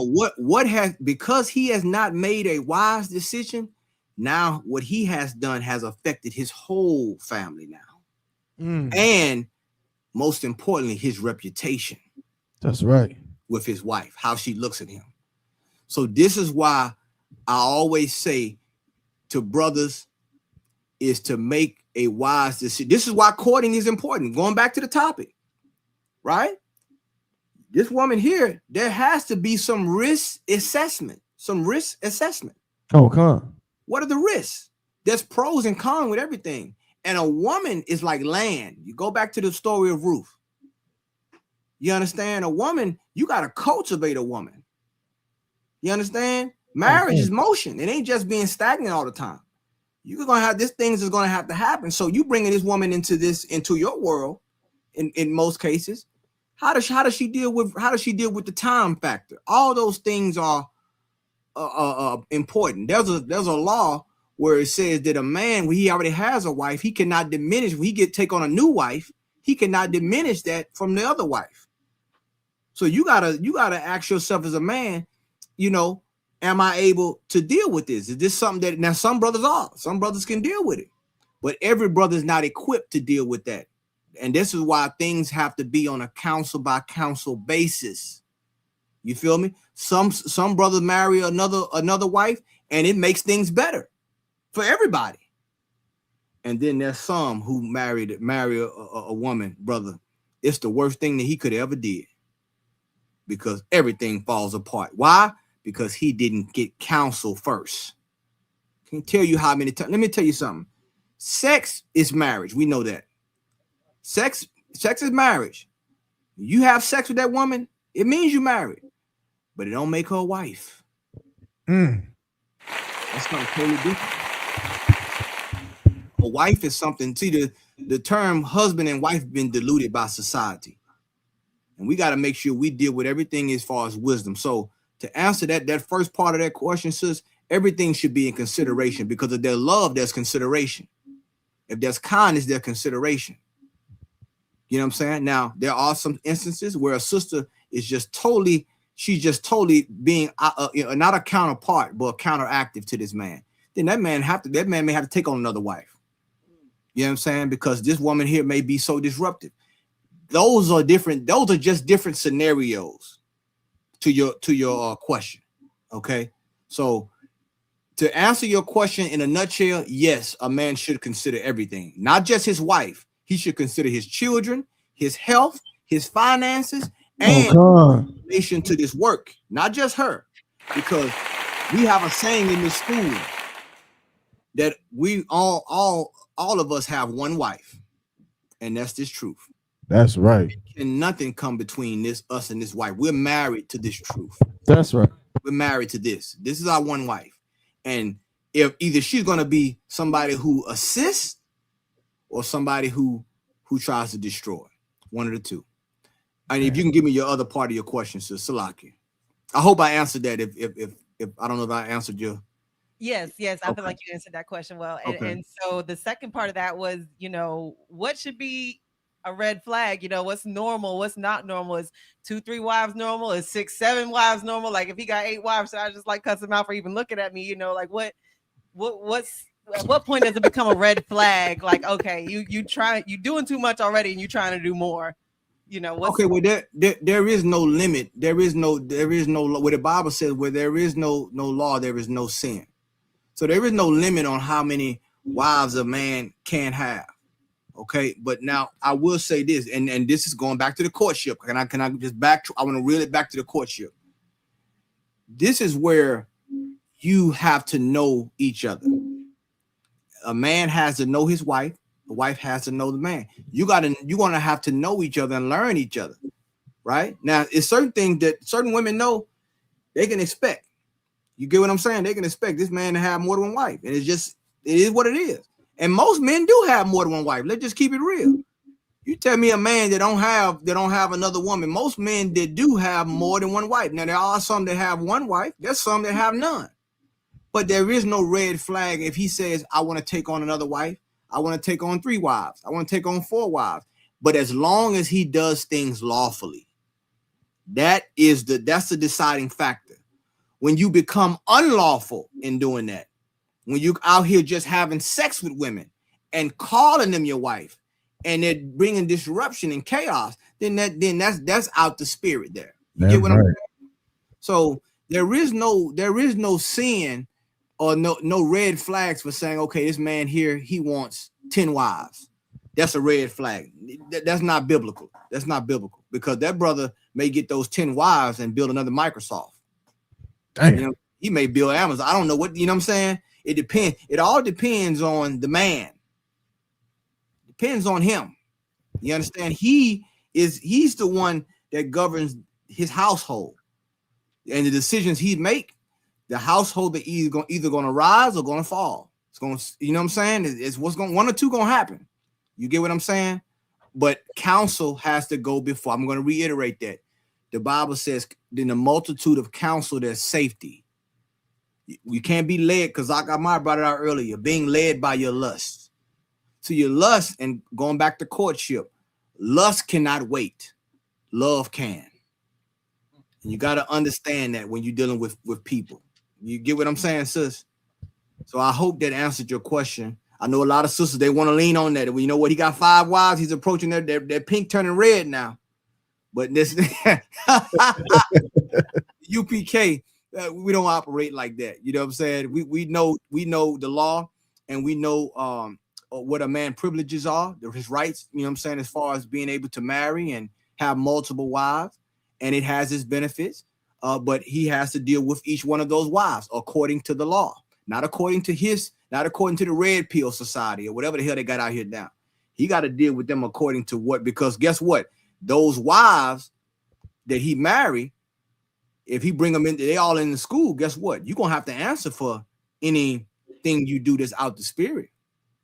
And remember this, I like to tell brothers this all the time. No matter how many wives you have, there's always one that's going to know if you've been unfaithful. And that's the truth.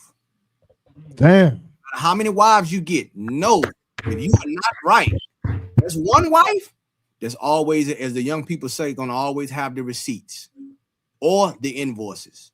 And we're going to share it. I hear that. I yield.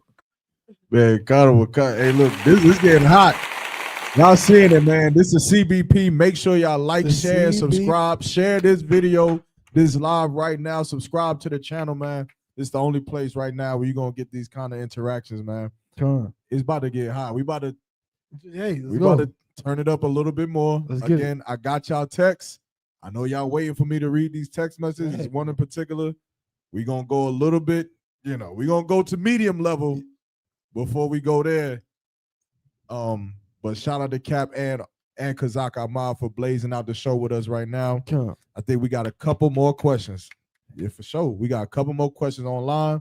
I seen them. I'm gonna try to get the first one. Matter of fact, I had it right here. Smoochie B. Smoochie B is asking, has social media damaged genuine courtship?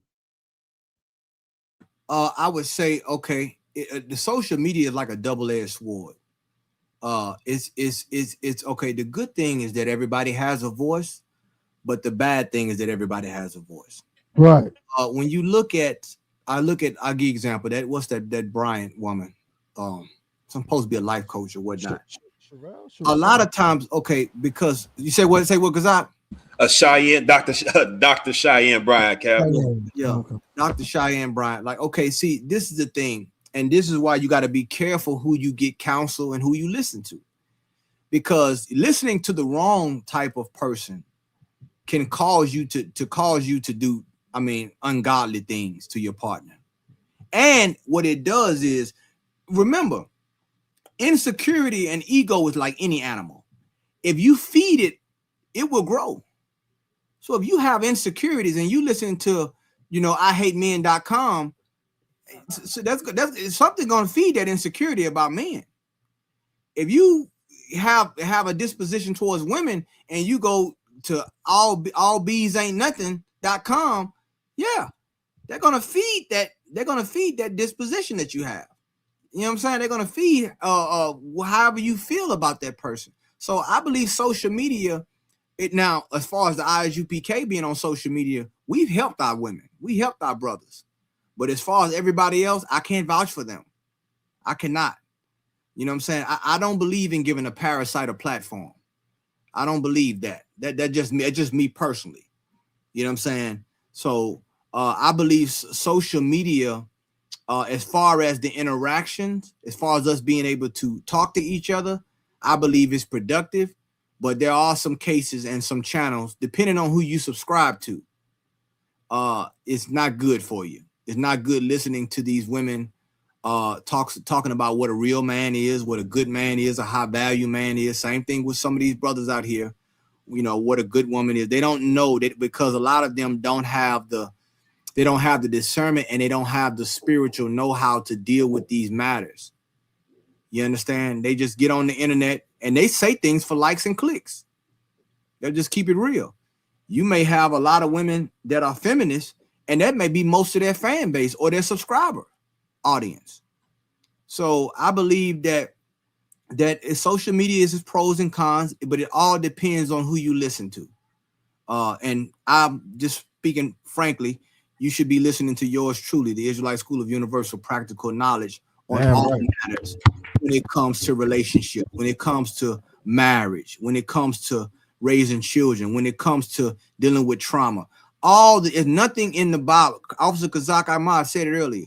There's nothing in the Lord's word that does not deal with anything that we having problems with right now.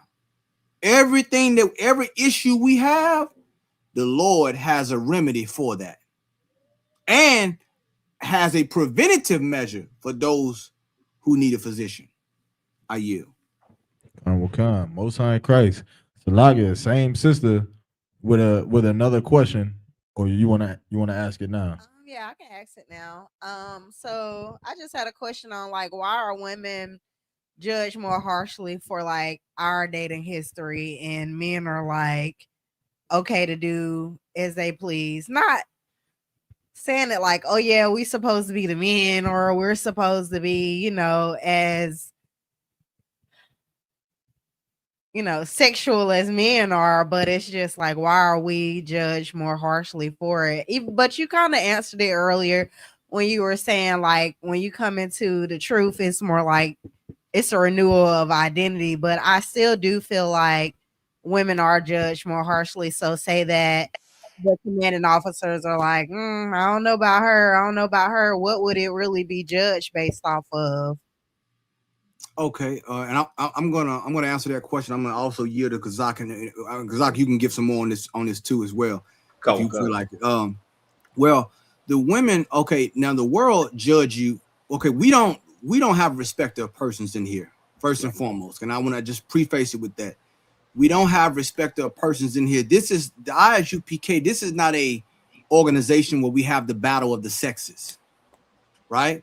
Meaning you are judged by what you do when you come into this school, not before, because we all had a sketchy past. A lot of us have done all kind of things. Now, society is going to judge you. Society is going to judge you harshly. You get what I'm saying, sis? And the thing is, you allowed to come in here and change your life. So nobody's going to say, well, how many, this sister so-and-so, what's her body count? We're not doing that in the ISUPK. You get what I'm saying? You coming in, you're a new sister.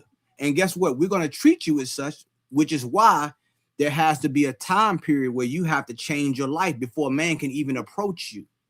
A man can even ask for your hand in courtship to have the opportunity.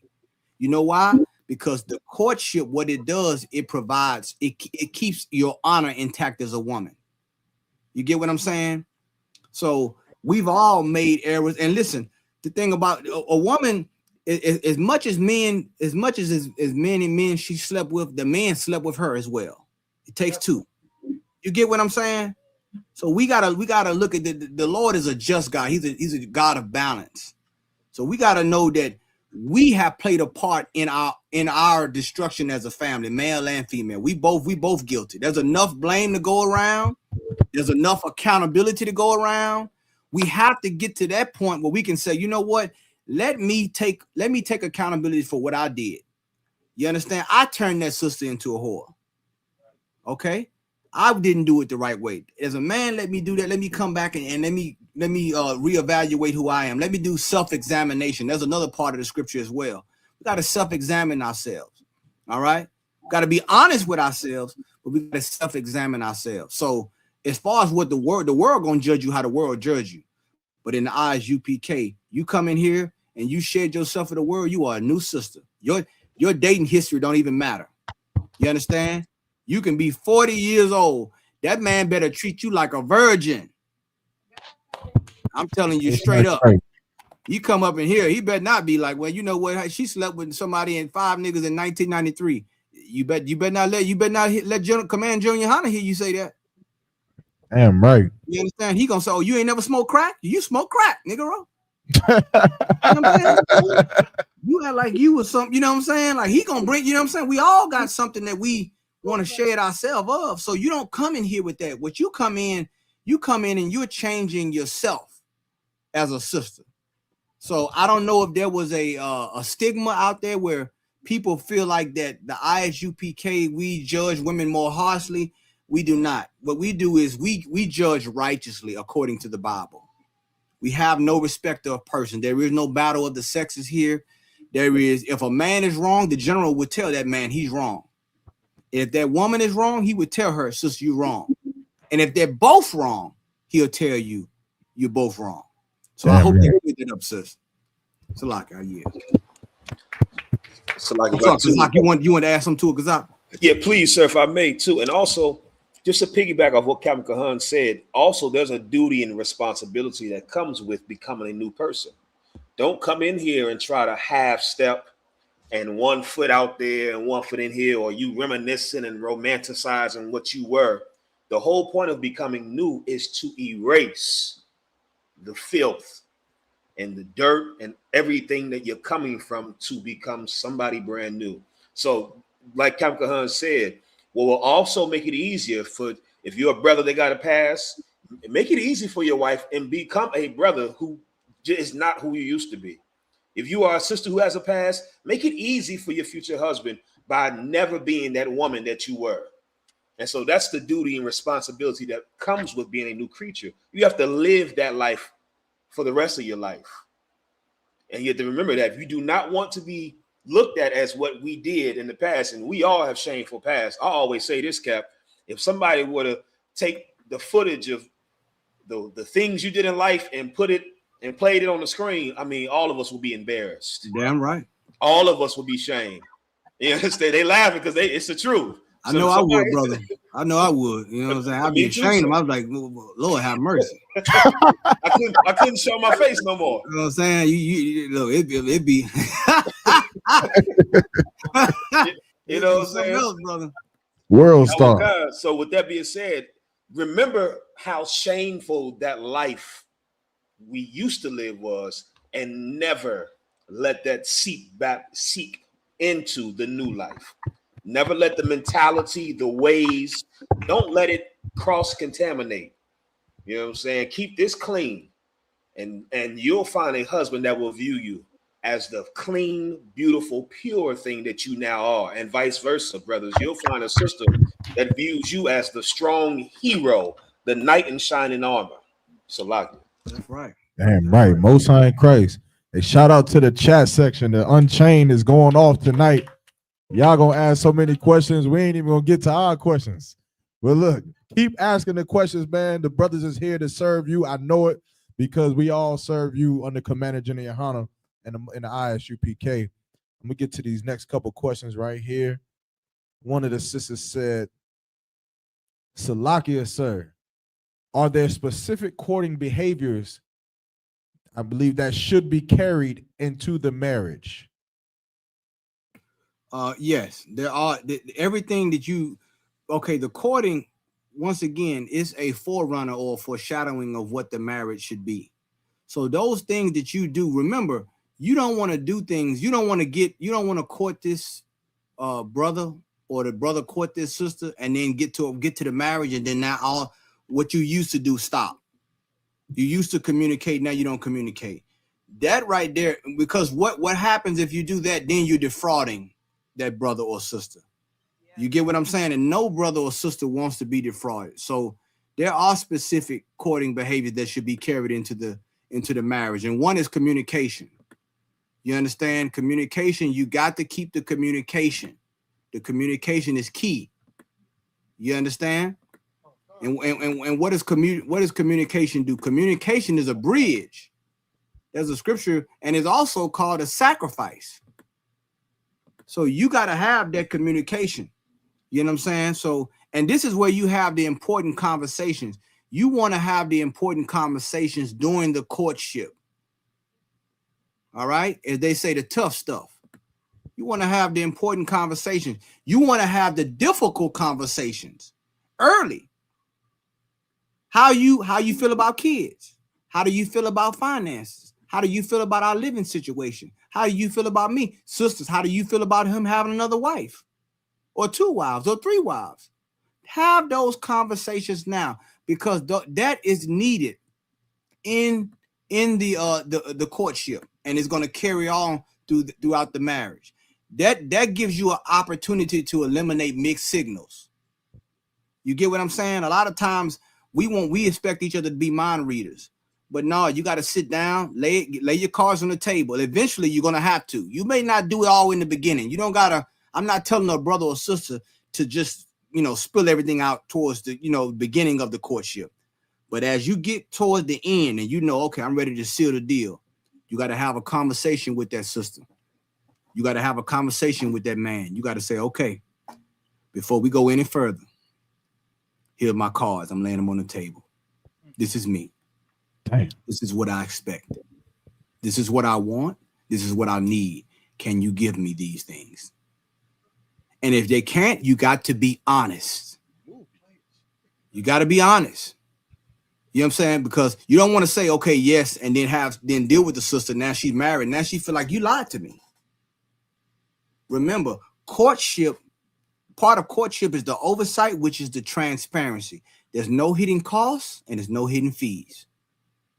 That's how we deal. That's how marriage. A lot of times people get into marriage. You got people we've given counsel to people in the world that have been in a marriage 10 years and they don't know that person. They've been married 10 years and they still don't know that brother or sister because they didn't have the difficult conversation. They were too busy planning the ceremony. What dress to wear and what color the bouquet was going to be and the bridesmaids and so forth.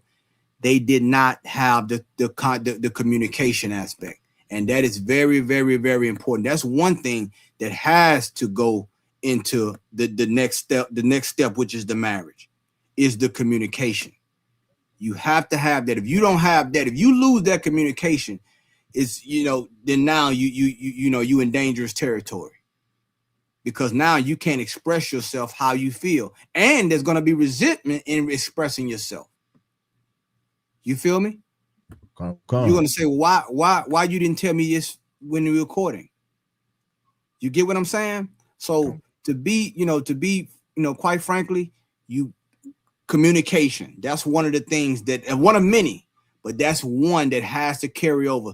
Don't stop being friends. Remember, the courtship is you're getting to know each other on a relationship without sex. So meaning you have to really like this person. You have to really love being around this person.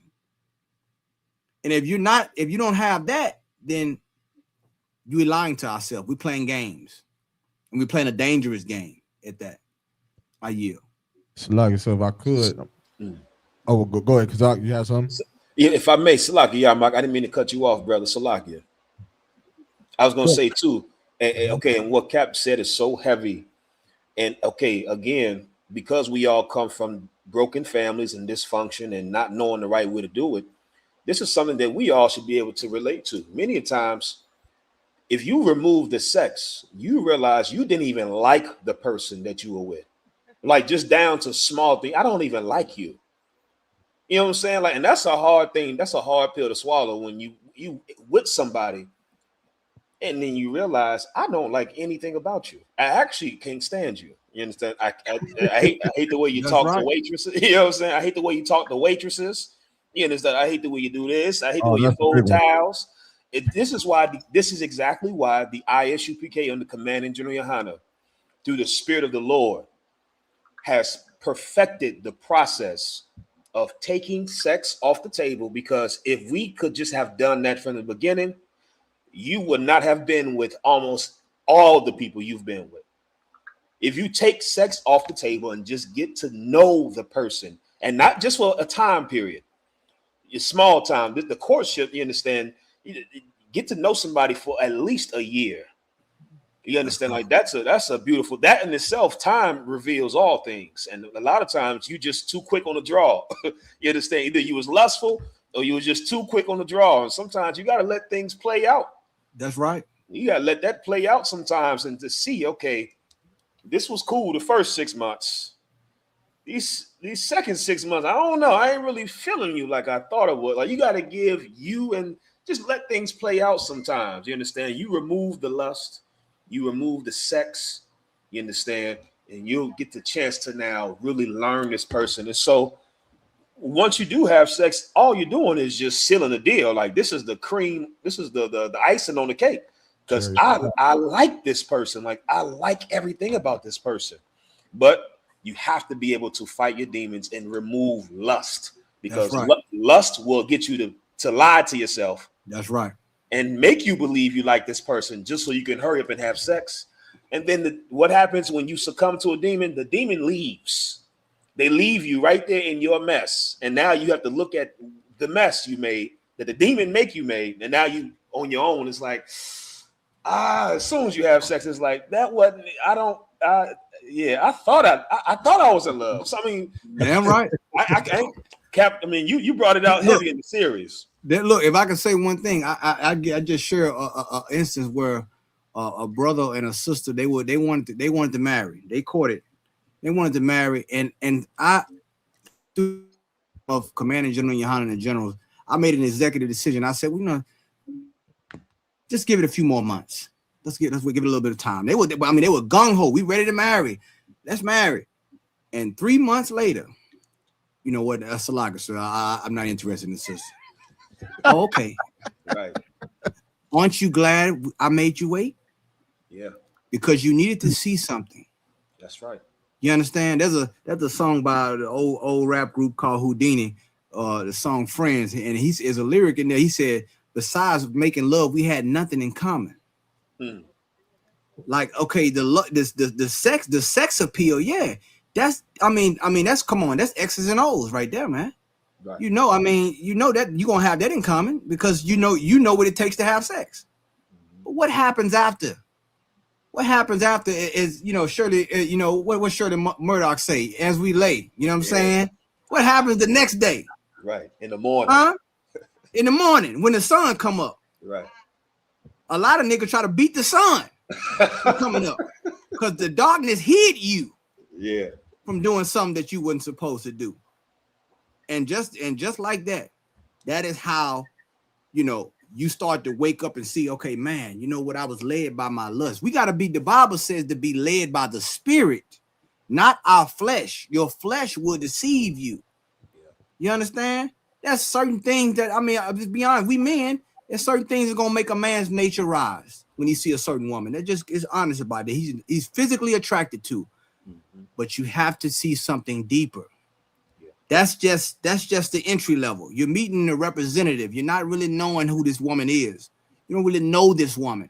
You don't know her background. You don't really know this brother. You don't know his mental state.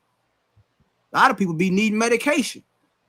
You understand? But they know how to cosplay being normal. But you get them upset. You're gonna be like, what the hell did I marry? This is like a demon on this Negro. You understand? A demon on this woman. I didn't know she was gonna hop on top of the car and ride on the freeway with me. You understand? That's old school. Taking the lipstick and writing the message on the windshield. You understand? Putting sugar in the tank. That's back right. My daddy back in his day. You know what I'm saying? But brother, they would do, brother, because what? Because it's what I want to control you. It's not about being in a marriage, right? Like that right there is what we have to understand. It's so important, man. That we can just as a people, and that's why. And I want to tell you like this too. The courtship is good because it's natural for us. We don't know how natural it is for us to be in a courtship. It's almost like a challenge to a man. And a man needs a challenge. A woman has to be a mystery. We done lost that. There was a time when a woman, I'm gonna throw another song out there. That Ozzy brother, who's that lady? You know what I'm saying? Like who? I see. I don't really know who she is, but I mean, there's something to her. I got to discover her. And that's the part of the courtship that you have to do. You got to know her before you know her. In the scriptures, when it said when a man married a woman, he had sex with a woman, it said, and he knew her. There's a level of knowing someone before you know them. It's spirit. That's how you know it's spiritual. So the thing, what we're bringing out is, I don't want to get off topic because I get, I kind of get into it, man. You know what I'm saying? But the things that the way we look at our women, this is not the way we used to look in the ancient world. We didn't look at our women like whores. Our women had some mystery to them. They had some mystique to them. Like, man, I wonder who she is. How can I get to know her? And it made that man go to her father That's another level. You had to go to an authoritative figure. So guess what? It wasn't nothing to hide. You couldn't sneak. That kept honor intact. That's right. You understand? That's a manly thing anyway, to just step to a woman's authority or her father and say, "How you doing, sir? My name is so and so. I noticed your daughter. I would like to, court your daughter." And then now he get to examine you now. You understand? And do that courting process, whatever you need to do to get to that level where he feel like you're ready for his daughter, and vice versa. Then that right there is holy. That right there is what keeps a nation together. Damn, they dropping it heavy. Salaga, man. I tell you one thing though, if a sister is rude to the waitress, this end the courtship there. I hate that. Don't be rude. I don't to the even get it. Yeah, I don't know. They gonna go and spit in our food. In your food in the back. What's the point? I be trying to be nice as hell. Hey, but look though, y'all coming with the questions. How you want to roll it? Because we got questions. We gotta get off. We gotta get some of these. I feel like we're gonna do a part 2, part 3, part 4 to every podcast we do. So I'm good. We're gonna get a couple. Let's get a couple of our questions. I'm gonna say Dava had a question at the beginning that we never. Yeah, asked. we definitely have to ask that one, and then we'll come back to the comments. Sluggy Cap, because if y'all could, if it's coming, like if you got 10 more minutes or something, you can just either let me know or shoot me a text. No, I'm good. I'm good all night, brother. I'm good all night. Yeah, I'm too out too. I got my stuff situated, so I'm good. Most High Christ. Yeah. Cause he had to leave earlier, but he see this show was hot. He said, "I'm gonna watch out with hey, look, Cap Kahan got me hype. I'm like, yeah. See, look, Most High Christ. Yeah, okay, right. I'm feeding off y'all brothers, man. Y'all brothers, and the water for the sisters coming in too, man. And having those questions, man. That's right. And this is good. This is good. This is the type of dialogue we got to have to see where we at, man, in a nation, man. I'm glad that they giving us an opportunity, and for those out there listening on in social media land, for us to expound on these issues and our expertise in regards to these matters. That's right. If I could, I do see a couple brothers or whoever's in the chat. Obviously, you're not in the school, and that's fine right now. What you should do is just learn from Captain Kahan Yard and Kazak Ahmad instead of posting suggestions in the chat. It'll be better for you. If you got a question, just ask your question. But giving suggestions in the chat, especially in the CBP, I'm going to chill because we got Cap up here. But typically, you know how that would go. But just ask your questions and, leave the teaching to the teachers. Right. Salak. Moving on. I think we could open the gate for that question that you had earlier. Okay, it's not too crazy. It's not. And then we will come back to the comments. So Salagia, keep typing your questions. If I missed your question, if you feel like I skipped your question, Salagia, copy and paste your question again. I'll see it. And then, I don't want to skip anybody's question. Just ask it again, and then I'll see it, and then we'll get to it. Salakia. Come on. If I could, I don't want him.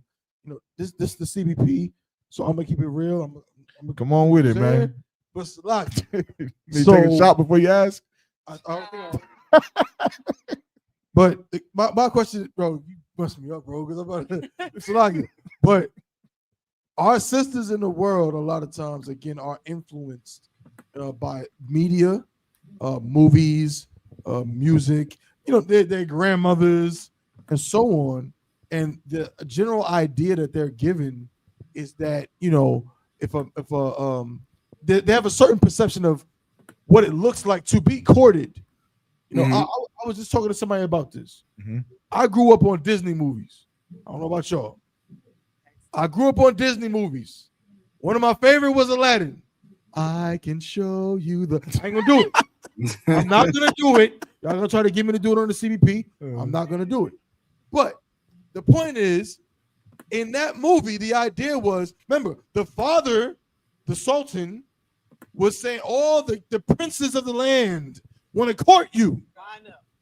They're lined up to court you, and the princess was like, I am not some prize to be won. She was out there in the streets. She was in old block. She was in the streets dressing like a beggar. And Aladdin, the one dude she happened to like, coincidentally, gets a genie lamp and then he lies and pretends to be a damn prince, even though he's not. But no sweat. Mhm. But the point being the romanticism. But a lot of our sisters, they believe in that romanticism. Mhm. They believe in just that unrequited, just the passion, the love. That's why all the movies are basically about cheating, because in Titanic, Rose is married. Right. She has a husband, but she's engaged. Right. But she loves Jack, a poor boy who she met that day. Right? Got charisma. Yeah, we got charisma. So, but now the Adawanyam, Captain Kahan, Officer Kazaka, Officer 5000, Kazaka Ahmad are saying sisters should not be the ones to choose. They're saying that, that decision is just above you. You're the wise man to tell you who to be with long term. So, the Adawanyam is basically, what would you say to a sister who's like, that doesn't sound very romantic? That sounds like too mechanical. I want to fall in love with a man, and he just falls in love with me, and it goes from They ride off on a flying carpet. right on a flying carpet. They ride away. So I don't want to first cap. You can start it off, but what would you say to a sister who, in her mind, how you're describing the beginning of marriage? It's too mechanical. Like I want something more organic. It's too structured. I want to fall in love. What would you say? Right. Well, the thing is, and I'm glad you brought that analogy up, because I think about all those stories like Cinderella and those different things where you have those love stories, and there's a lesson that we have to learn long before happily ever after. And the thing is that organization makes it organic. Dang. And because we're in this society, the wildness, the free will, if I may, makes it is more intriguing to a woman. You know what I'm saying? It's like, wow, you know what? I'm not bound by this. T.D. Jakes had a sermon. He said, "Woman, thou art loosed." Like a woman don't want to be bound in most cases, especially in this society. And we got to look at what all the things that they went through with the sexual revolution, the feminist movement, the things that they've been co-opted into, and why they feel the way they feel. But this is the thing with a woman. Most women don't understand the danger that's out there when it comes to men and what men will do. What kind of men? See, a father understands a man more than a woman does. See, she'll look at, he got the Jordans, or he got the waves in his head. But a father, he's sitting back, he see through all that. You understand? What he's looking at is this a young man who's to protect my daughter? Right. So the romanticism, romance, of course, come from Rome, but the romanticism is almost the allure. And the thing is this, it is romantic. I'm not going to say romantic, but it's more intriguing if you do it the right way. The way society, Romeo and Juliet is not a love story. Right. It's actually a story of tragedy when you understand the arts. You understand what I'm saying? But the passion of, no one can tell me who to love. No one can tell me how to love. Where love has instructions. Love, there's boundaries to love. Right. And once we understand that, there's safety in that.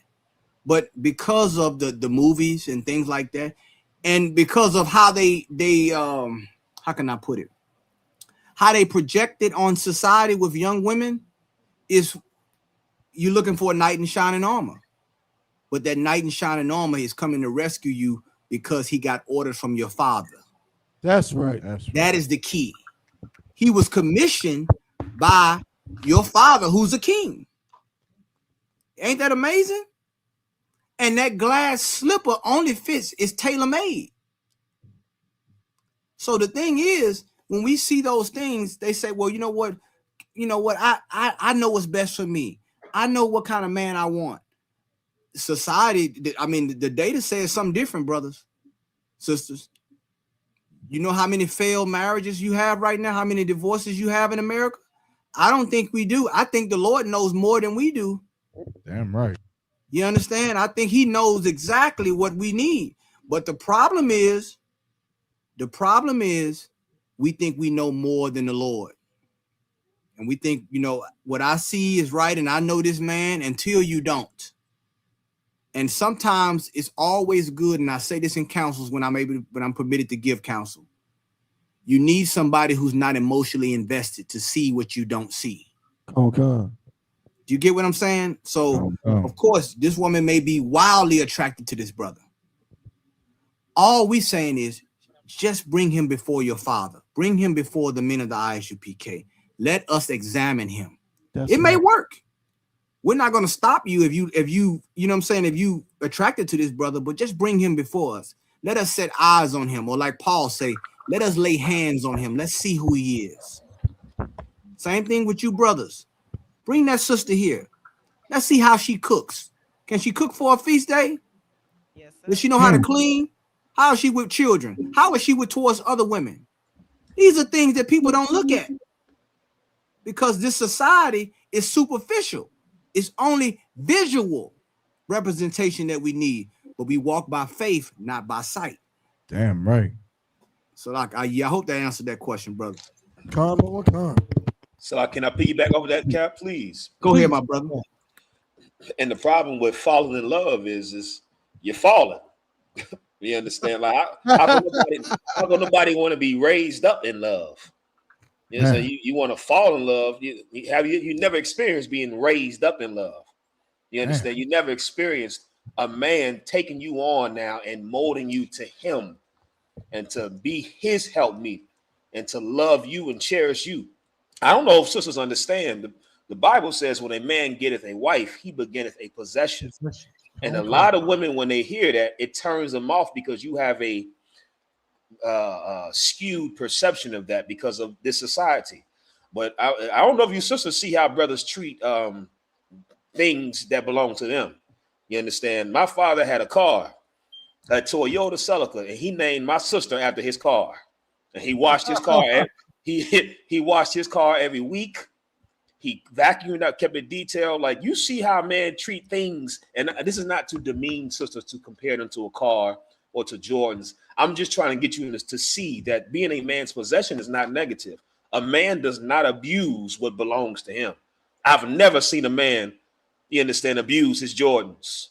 Right. I've never seen a man abuse his own car. I've seen men abuse other men's cars, other men's shoes. You understand? I've seen men do that, but I've never seen a man violate and mistreat his own possessions. You just won't see it. And so sisters, you should now want to be raised up by a righteous man of God, not fall in love. You understand? Because that's fleeting. That's here today and tomorrow.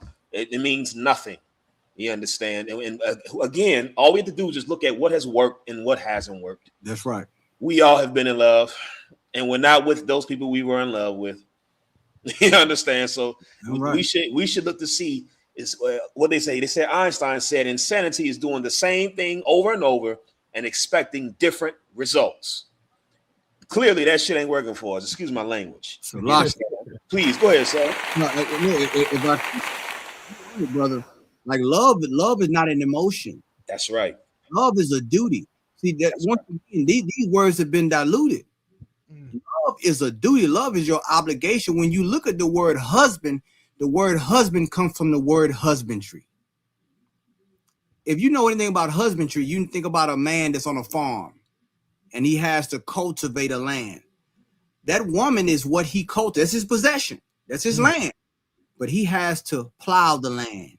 He has to put seeds on the land. He has to make sure that the weeds are off the land and that it produces fruit.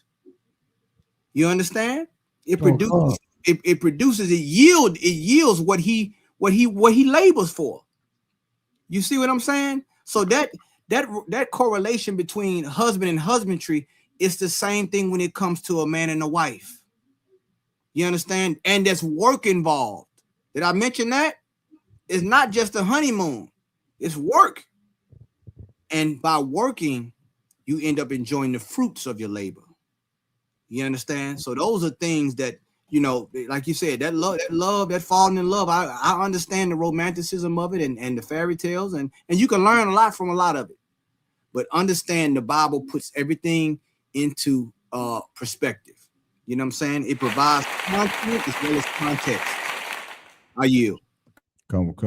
It's like I said, I believe the sister had want to comment on that. Yeah, I did want to respond, as a woman coming from the world who has idealized romanticism, like you said. And I love Princess of Nowhere's comment here. Every relationship I've had in the past was for so-called love, and they all didn't end well.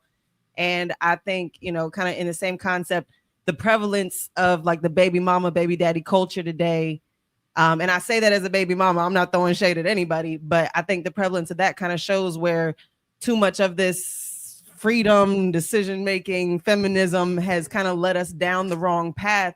And, when I see you guys in the school, I kind of like the idea of, more structure, more accountability of, a man saying, hey, you're not even qualified to talk to this person. Like, that matchmaking kind of sense to back up, these little butterflies that we get, because unfortunately, like you said, that mask and that cosplaying of normalcy, when a man asks you, what are you looking for in a man, and you give him the blueprint of what you're looking for, now all of a sudden you think that you met Mr. Perfect when he's just showing you exactly what you wanted to see. And then 6 months down the line, now you're crying because he ain't shit all of a sudden, but he wasn't shit all along. He was just showing you what you wanted to see. But, in the school, it seems like there's more of like accountability.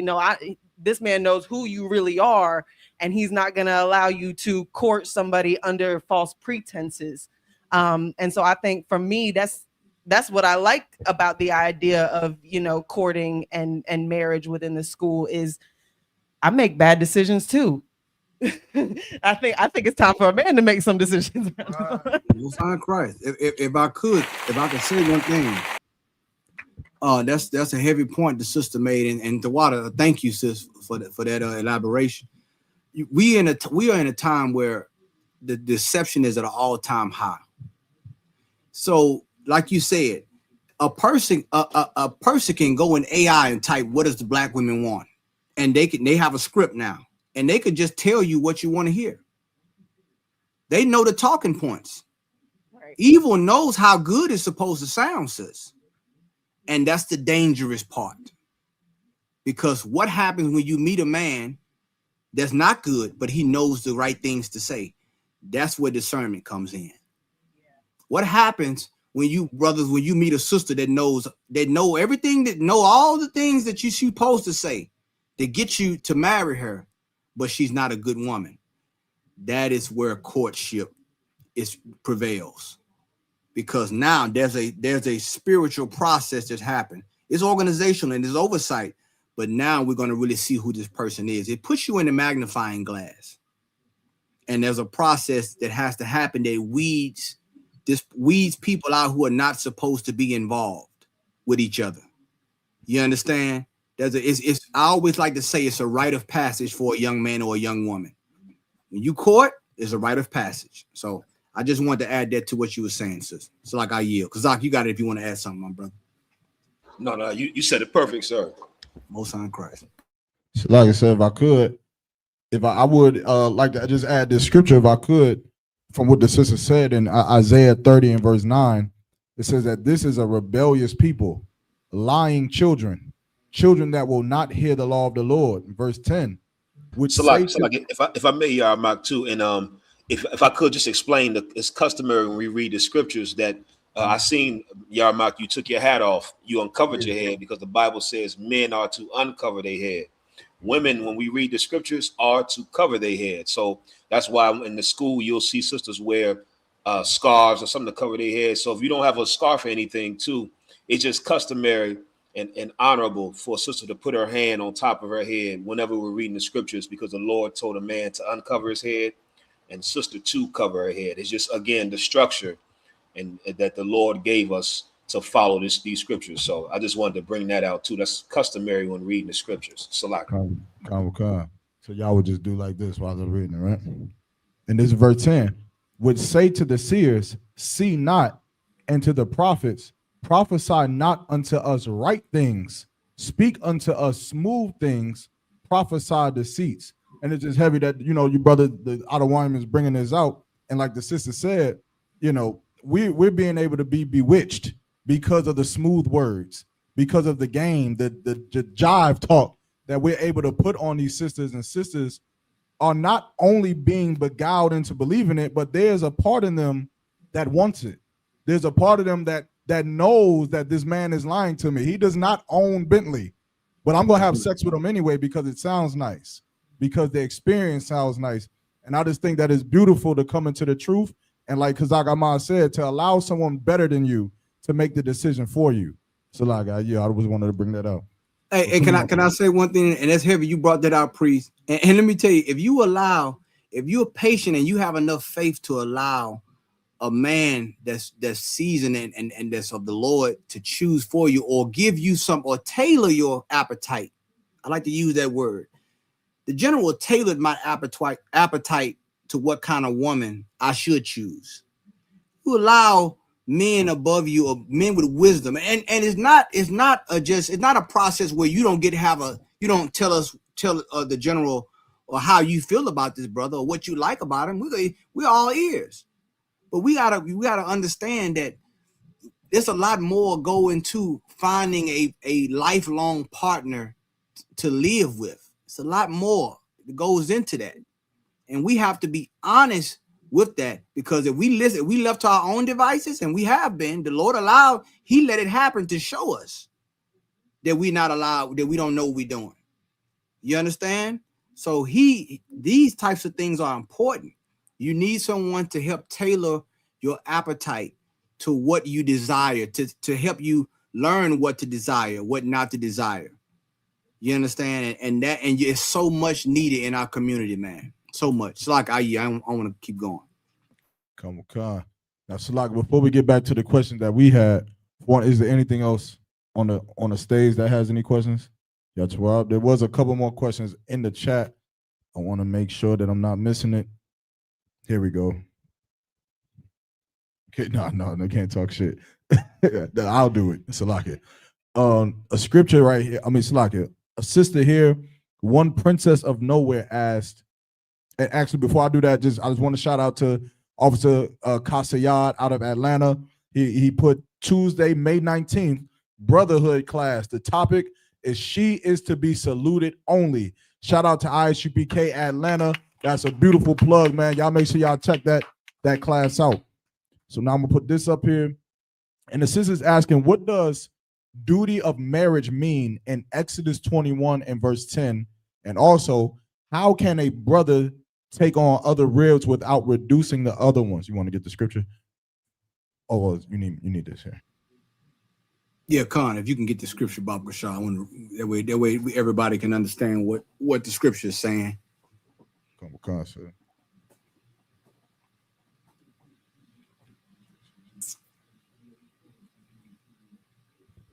And that's a good question as well, too. Go ahead, priest. Come on. This is the book of Exodus, chapter 21 and verse 10. If he take him another wife, her food, her raiment, and her duty of marriage, shall he not diminish? Mm-hmm. So when it talks about the duty of marriage, one of the duty of marriage is as far as the intimate aspect, right? The sex is part of the duty, right? You cannot withstand from holding her intimacy. A lot of times, and this has happened before in the scripture. This is why this law is important, because what happened is a brother get a new wife, and then now this other one, now she get the cold shoulder. She don't get, the intimacy that she used to get. You feel me? The food and raiment, that's important. That's, her welfare and her establishment. But as far as the duty of marriage, him laying with her, you have to perform your duty as a husband to that woman. Okay? Any more on that? You got a question? Salaki. Yeah. So that's it, sir. Okay, and then she had another part. How can I'm sorry, what did it say? Yeah, it says, how can a brother take on other ribs without reducing the ones that he has? Counsel, risk management, huh? See, this is what it is, because see, and this is the thing, and this is why a man has to know his possession. You have a wife, you know, you're gonna know your wife. You're gonna know, you know what I'm saying? So you know what she can deal with. You know, you gotta get counsel on these things, man. You get what I'm saying? Because these things affect women. We know it do. But there's a righteous way to do things. And this is why we always say, get counsel. Don't just go out there and say, I'm do it, the law say it, and she got to accept it. Yeah, she got to accept it. But you got to use wisdom, young brother. Oh, God. You got to use wisdom. And that's where the oversight comes in. That's where the courtship comes in. That's where the counsel comes in at, right? You got to know, because guess what? If a woman feel like she being reduced, you damn sure know she gonna say something. You know what I'm saying? A black woman, a Latino, Native American, Indian woman, they gonna say something. They feel like they're being cheated. They being not cheated on, but they being cheated as far as their duty in marriage. Hold on, you giving this woman all the time, and you ain't seen me in a year, brother. I'm sorry, brother. That's not gonna fare well with you in counsel. You understand? You got to do right. There's a law. That's how you know that a man can take on another wife, but there's duties that he cannot diminish. Oh, God. And what this does is, and that's how you know the Lord made laws for male and female on how to do things. There's a blueprint, there's a textbook on how to do things. But the problem is, you know what, that's too structured. It don't feel natural. It is natural. You know what I'm saying? It's how we protect ourselves, how we keep, you know, skirmishes from happening. You get what I'm saying? A lot of times these issues, I see so many times where a young brother in Florida, two young brothers in Florida lost their life because of issue between this sister and her man.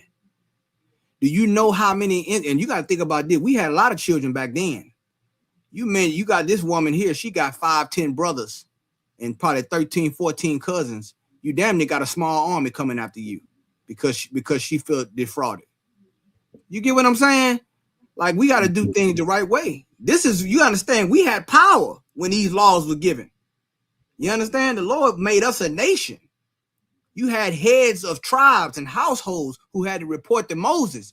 So if something wasn't right and it was a father to say, hey, my daughter being mistreated, it could get ugly.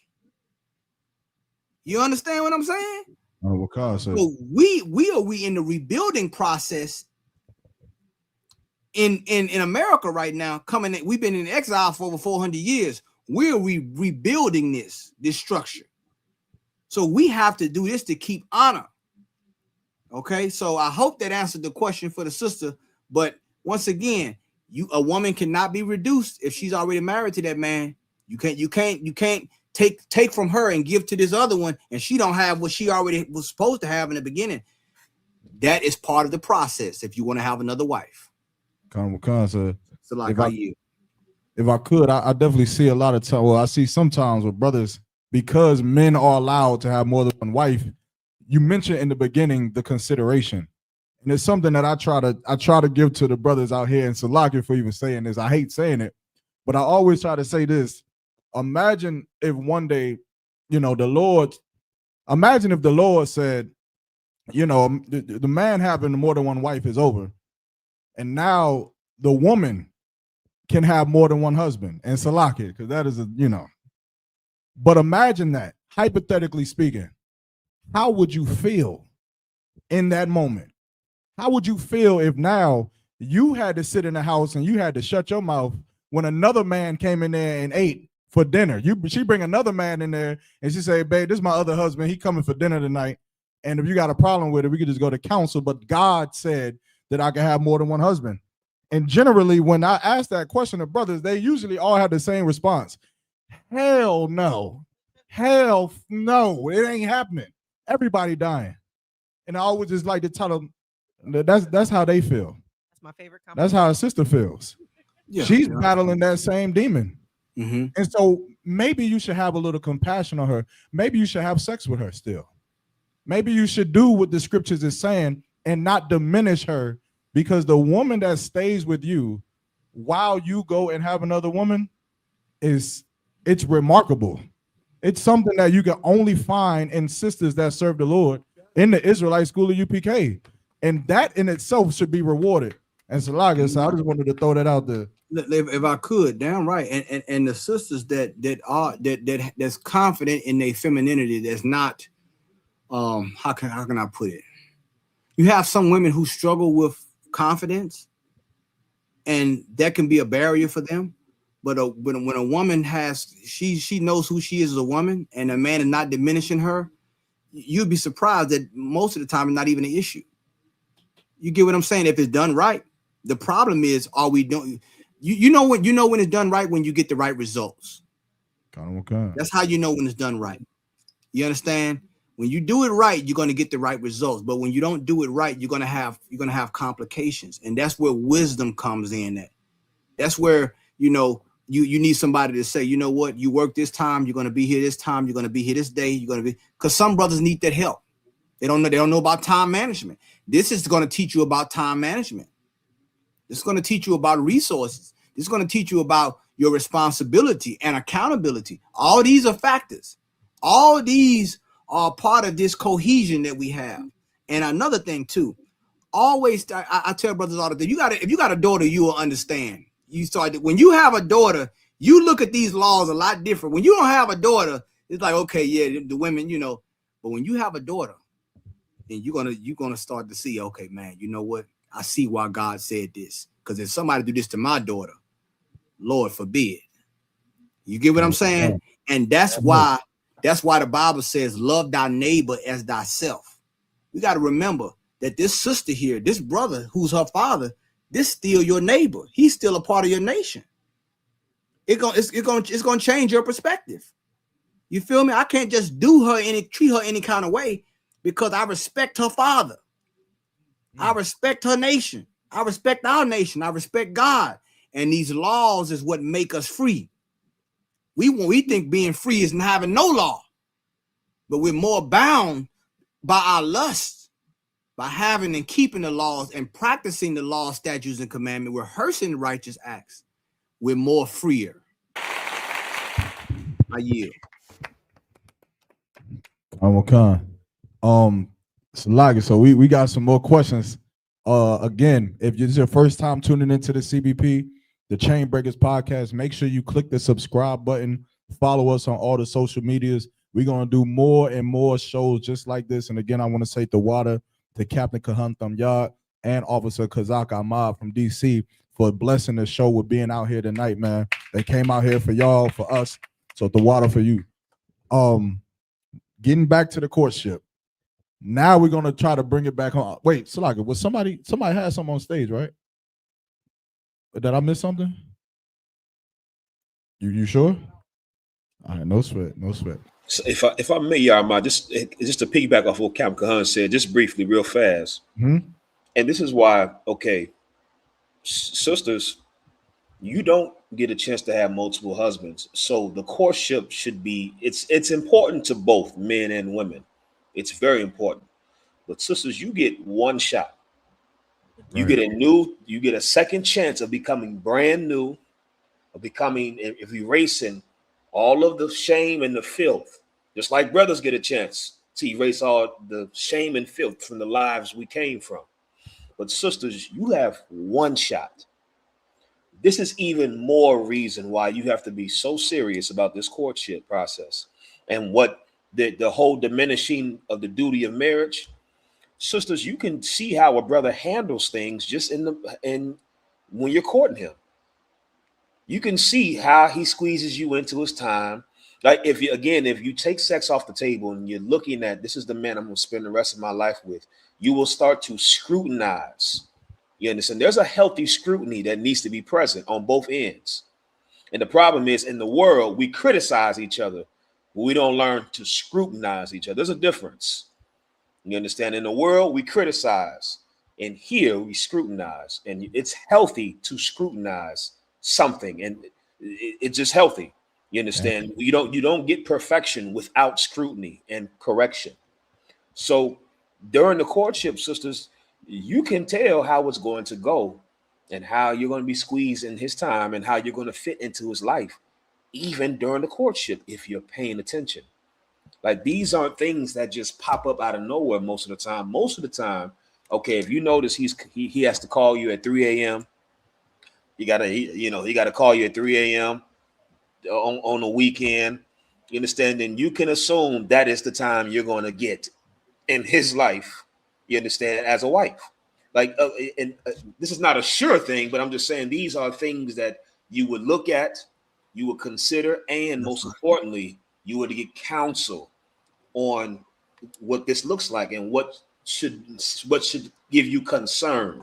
You understand? So again, this is even more reason why you should take your time. Don't rush into things for the sake of feelings and that thing that feels good in the moment. You got to look at this and say, okay, he's having a hard time giving me time in the courtship. I have to assume that he's going to have a hard time giving me time as a wife. That's right. And it's nothing harsh or against the brother. It's just he just may not be able to manage you the way you need to be managed. And these are things you must consider because, again, I always say this, Cap. You want to be able to take somebody. It's like a car. You want to be able to buy a car for what it is. Meaning, you don't buy a car hoping that a car is more than what you're looking at. Right. It is unwise to do that. You got to buy this car and say, you know what? If this car never gets better, if this car stays exactly as it is, am I okay with the car? And a lot of times, men and women, that's right, face value, Hawan. A lot of times as men and women, we get with people with the expectation and the hope that they would be different than what we're seeing. That's right. That's just not practical. Again, the Bible is practical knowledge. It is practical to look at this and say, okay, this is going on right now. This is probably going to go on when we married. That's right. It's practical to do that. So I just wanted to chime that in too. Sisters, if you take your time in the courtship, you can see, okay, this brother's just not good at managing time. This brother's not good at multitasking. This brother may not be good at juggling me and this other sister, and that just may not work for you. Don't assume it's going to get, well, he could get better. It's just not practical to do that. You hear the car, you hear the engine knocking when you buy the car. Don't think now, well, it's all right. Yeah. So like, hey, look, everybody has a capacity as people and limitations, and that's okay. You know what I'm saying? It don't mean just because you're not, it doesn't mean just because you're not a good fit don't mean you're not a good person. Everybody ain't for everybody, and that's okay. And I got a saying I always like to say, for when it comes to different brothers and sisters, the Lord, for every kind of man he made, there's a kind of woman. So there's everybody, is a match. But the thing is trying to get that match, right? And knowing, okay, sometimes a brother got to say, you know what? I'm sorry, sis, it's not going to work. I'm not able to give that what you want. I hope ever you find that, but I'm not able to do that at this point in my life. And I can't commit to that. And that's okay. You understand? We have to learn how to deal with rejection. And it's not even rejection, it's redirection. Sometimes it's just, we still brothers and sisters, you know what I'm saying? But we got to be honest with each other. We can't defraud each other, man. You see what's going on in the world with these marriages and these relationships? There's a lot of fraud involved, which is why people are unaliving each other right now. A lot of fraud involved, and a lot of people are pretending to be somebody they're not. And we cannot do that in here. And that's what courtship eliminates. So like I yield. Oh, sorry, Christ. So like Captain Kahan, I did send you a text. If you could, Baba Rashad. Okay, I'm gonna check it out now. Okay. Man, this has been one hell of a show, man. Y'all give it up for the CBP, Captain Kahan, Kazak Ahmad. Damn. Been firing it up. Let me see. Hold on. Let me see if there's any more. Anything. Come on, Priest, you got me. I don't know what concept. All right. With that, gotta come to class and fix it. Yeah, that's funny. All right. With that being said, we've already confirmed we gonna do a part 2 to the Know Her or Court Her Before You Know Her series of the CBP with Captain Cahunt and Officer 5000 Kazak Ahmad. So I want y'all to stay tuned. We're gonna try to push it for this next Friday, right? But before we do that, I want to roll it like this. I'm gonna let the closing statements go out. I'm gonna let Cap, Kazak Ahmad and Cap say what they gotta say, and then I want to pose a question that was texted through the anonymous chat. This question wanted to get asked. I'm gonna ask the question tonight, but Salaka, I don't know if I could. I would ask that we don't answer it tonight. I wanted to just be left like a cliffhanger. Okay. So, with that being said, I'm gonna get the stage first. Before I get the stage, I do want to give a shout out to the Shamar, Officer Nadiyab. He drove down to be here tonight. We also got Trooper Yazakar in the building. He rocks with me out in the prison. I want to give a shout out to everybody in the stage. Also, the sisters on stage that came and the brothers. But of course, Tabawan, anything you want to say first in closing? I'm Tawab. The water to the Adawanyum, Captain Kahan, Officer 5000 Kazak Ahmad, man. It's been an honor. It's always an honor, but having y'all come through to our show, you know what I'm saying, and bless the people with your wisdom, you know, has been a true blessing and honor. So the water to the Adawanyum. Salat. Water to you, priest. Officer Makawa, you got anything? To piggyback off what Tabawan said, the water to the audience for stepping on the show. You know what I'm saying, y'all.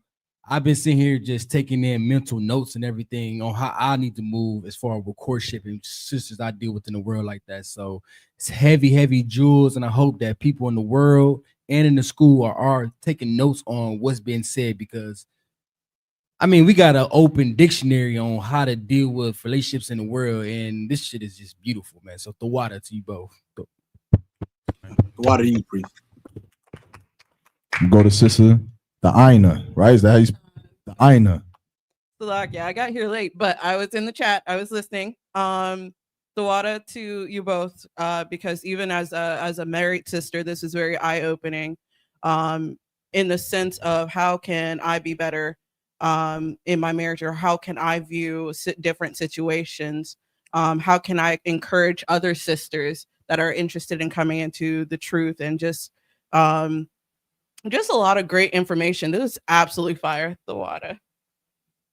This is absolutely fire.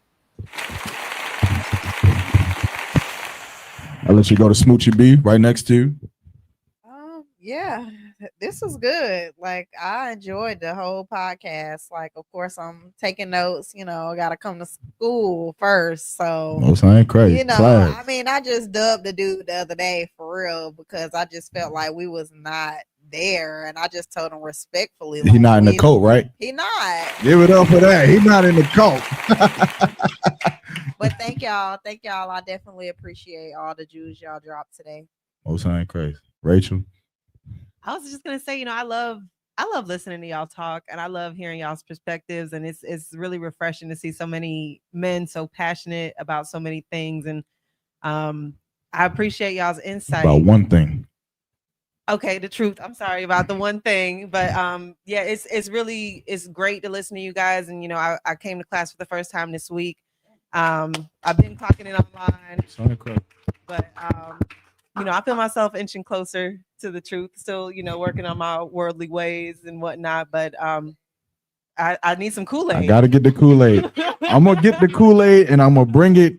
Just hold me to it. And we working on it. And we're gonna get the Coke Kool-Aid. It's gonna be here on the show. Bear with me. It's coming soon. So like it. You good? Yeah, I'm good. I appreciate these opportunities to have these conversations and to understand more. And the more I understand, the more it draws me closer to the school. So I appreciate the opportunity in these conversations.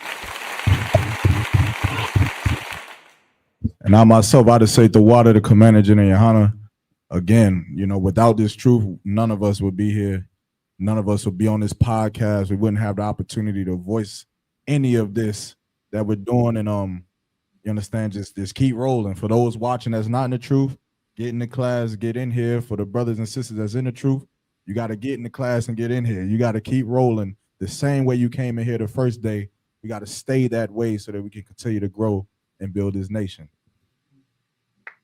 Oh, sorry. I don't like to be the clap for myself. Nobody else got to do it. It's feeling weird. Like, but it's like, then I'm gonna come to you, Officer Kazak Ahmad. Anything in closing you want to say? And I just want to say the water to you brothers for having us on. You understand, the water is an absolute honor to spread this truth and to do what the Lord called us to do.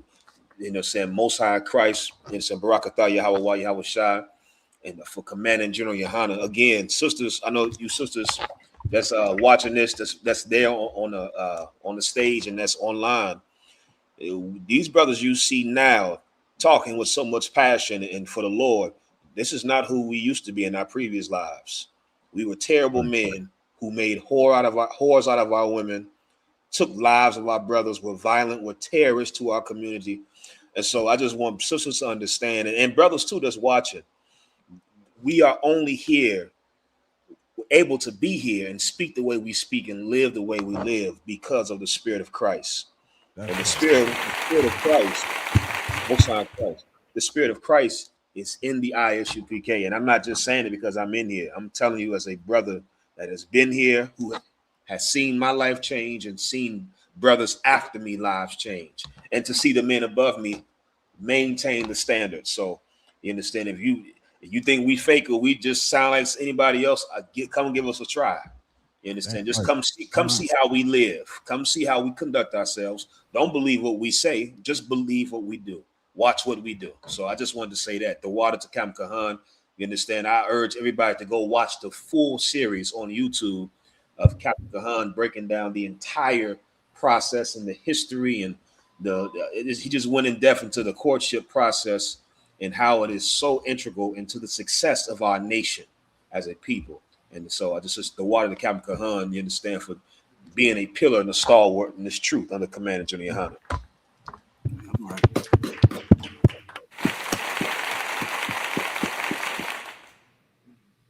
Kam Kahan. Khan, I want to say the water to everybody, the water to you, priest, for having me on, and the brothers having me on, and the water to the sisters, the water to priest and officer Kazak Ahmad out there, another pillar in this truth, man. The water for that. And I just want to say, man, give the Lord a chance. That's what we have to do. Like, I know there's some reservations, and rightfully so, coming out the world, coming out of from these traumatic situations that we've been involved in, is for what we called relationships. A lot of it was transactional, but we have to give the Lord a chance to redeem us. And how does He going to redeem us? By His word, by His truth. And you got to be patient. A lot of sisters, you got to be patient with brothers because they're growing. They're growing in the truth. Got to be patient with sisters, brothers that's growing in the truth, that's changing their life, that's shedding themselves to the world. We have to have that patience with us, with each other. And if we are patient with the Lord and have enough faith, just of a mustard seed, guess what? The Lord will show you needed something that you didn't know you needed. He'll show you that you wanted something that you didn't know you wanted. And I'm not just talking about marriage. I'm talking about, your life. So I just wanted to add that to the podcast before we leave, and the water for everybody. And thank you we say the water in the Hebrew, but thank you for everybody that's out there that tuned in. And we hope to have more of these conversations, because we need this in our community, in our nation, especially on these college campuses, HBCUs. We know you out there, the HBCUs out there. They want to know, how can I have a successful marriage, a successful relationship, where the Lord has the ingredients for success. All we have to do is follow His word. That's all I have, brother. Go on. Need that cliffhanger. Yeah, with that being said, I ain't gonna forget. Now they're gonna think you asked a question because you said that. Nonetheless, I do have I had 3 anonymous questions that came through. I'm gonna ask this one. Now, this one was, from a sister, but I'm a kind of conscripted question, just to show that all of the questions that you may have, regarding this topic, regarding courtship, regarding marriage. It doesn't matter what the question is. You can ask the question and it's going to get answered on this show. Now, the question was, and Salak, the question is in regards to courtship, when a man and a woman are promised to each other and they have gotten to know each other, they've fallen in love with each other. And again, this is going to go both ways. And now they are not ordered, but they've gotten the say so to go ahead and marry one another, whether it's at the Passover or at a cookout or wherever it's at, feast day, however it works. They got to say so. You are now approved to marry one another. And then they go and they get drunk and do whatever they want to do. And then they go into that room, into that bed chambers. Don't look at me like that, man.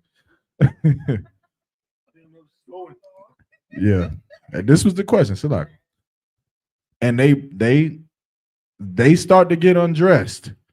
And the specific question is, does a woman have a right to back out of the marriage if a brother, for lack of better words than what she said, does not measure up?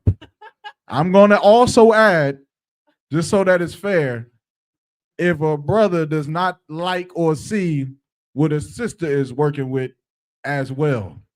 This was one of the questions that was asked. I know y'all want the answer right now. However, that sucks because you can't get the answer right now because we're about to clip the show. If you want the answer to this question and similar questions, make sure you back here next week, Friday, on the CBP, and you're going to get the question answer. And if you got more questions like that or any question at all, make sure you have them ready to put in the chat. If you want it to be anonymous, then send it directly to me. No one will know that you asked the question, and you can ask whatever question that you want to ask. And with that, I want to say shalom and the water to everyone that's tuned in. Make sure you subscribe. Shalom. Shalom, Israel.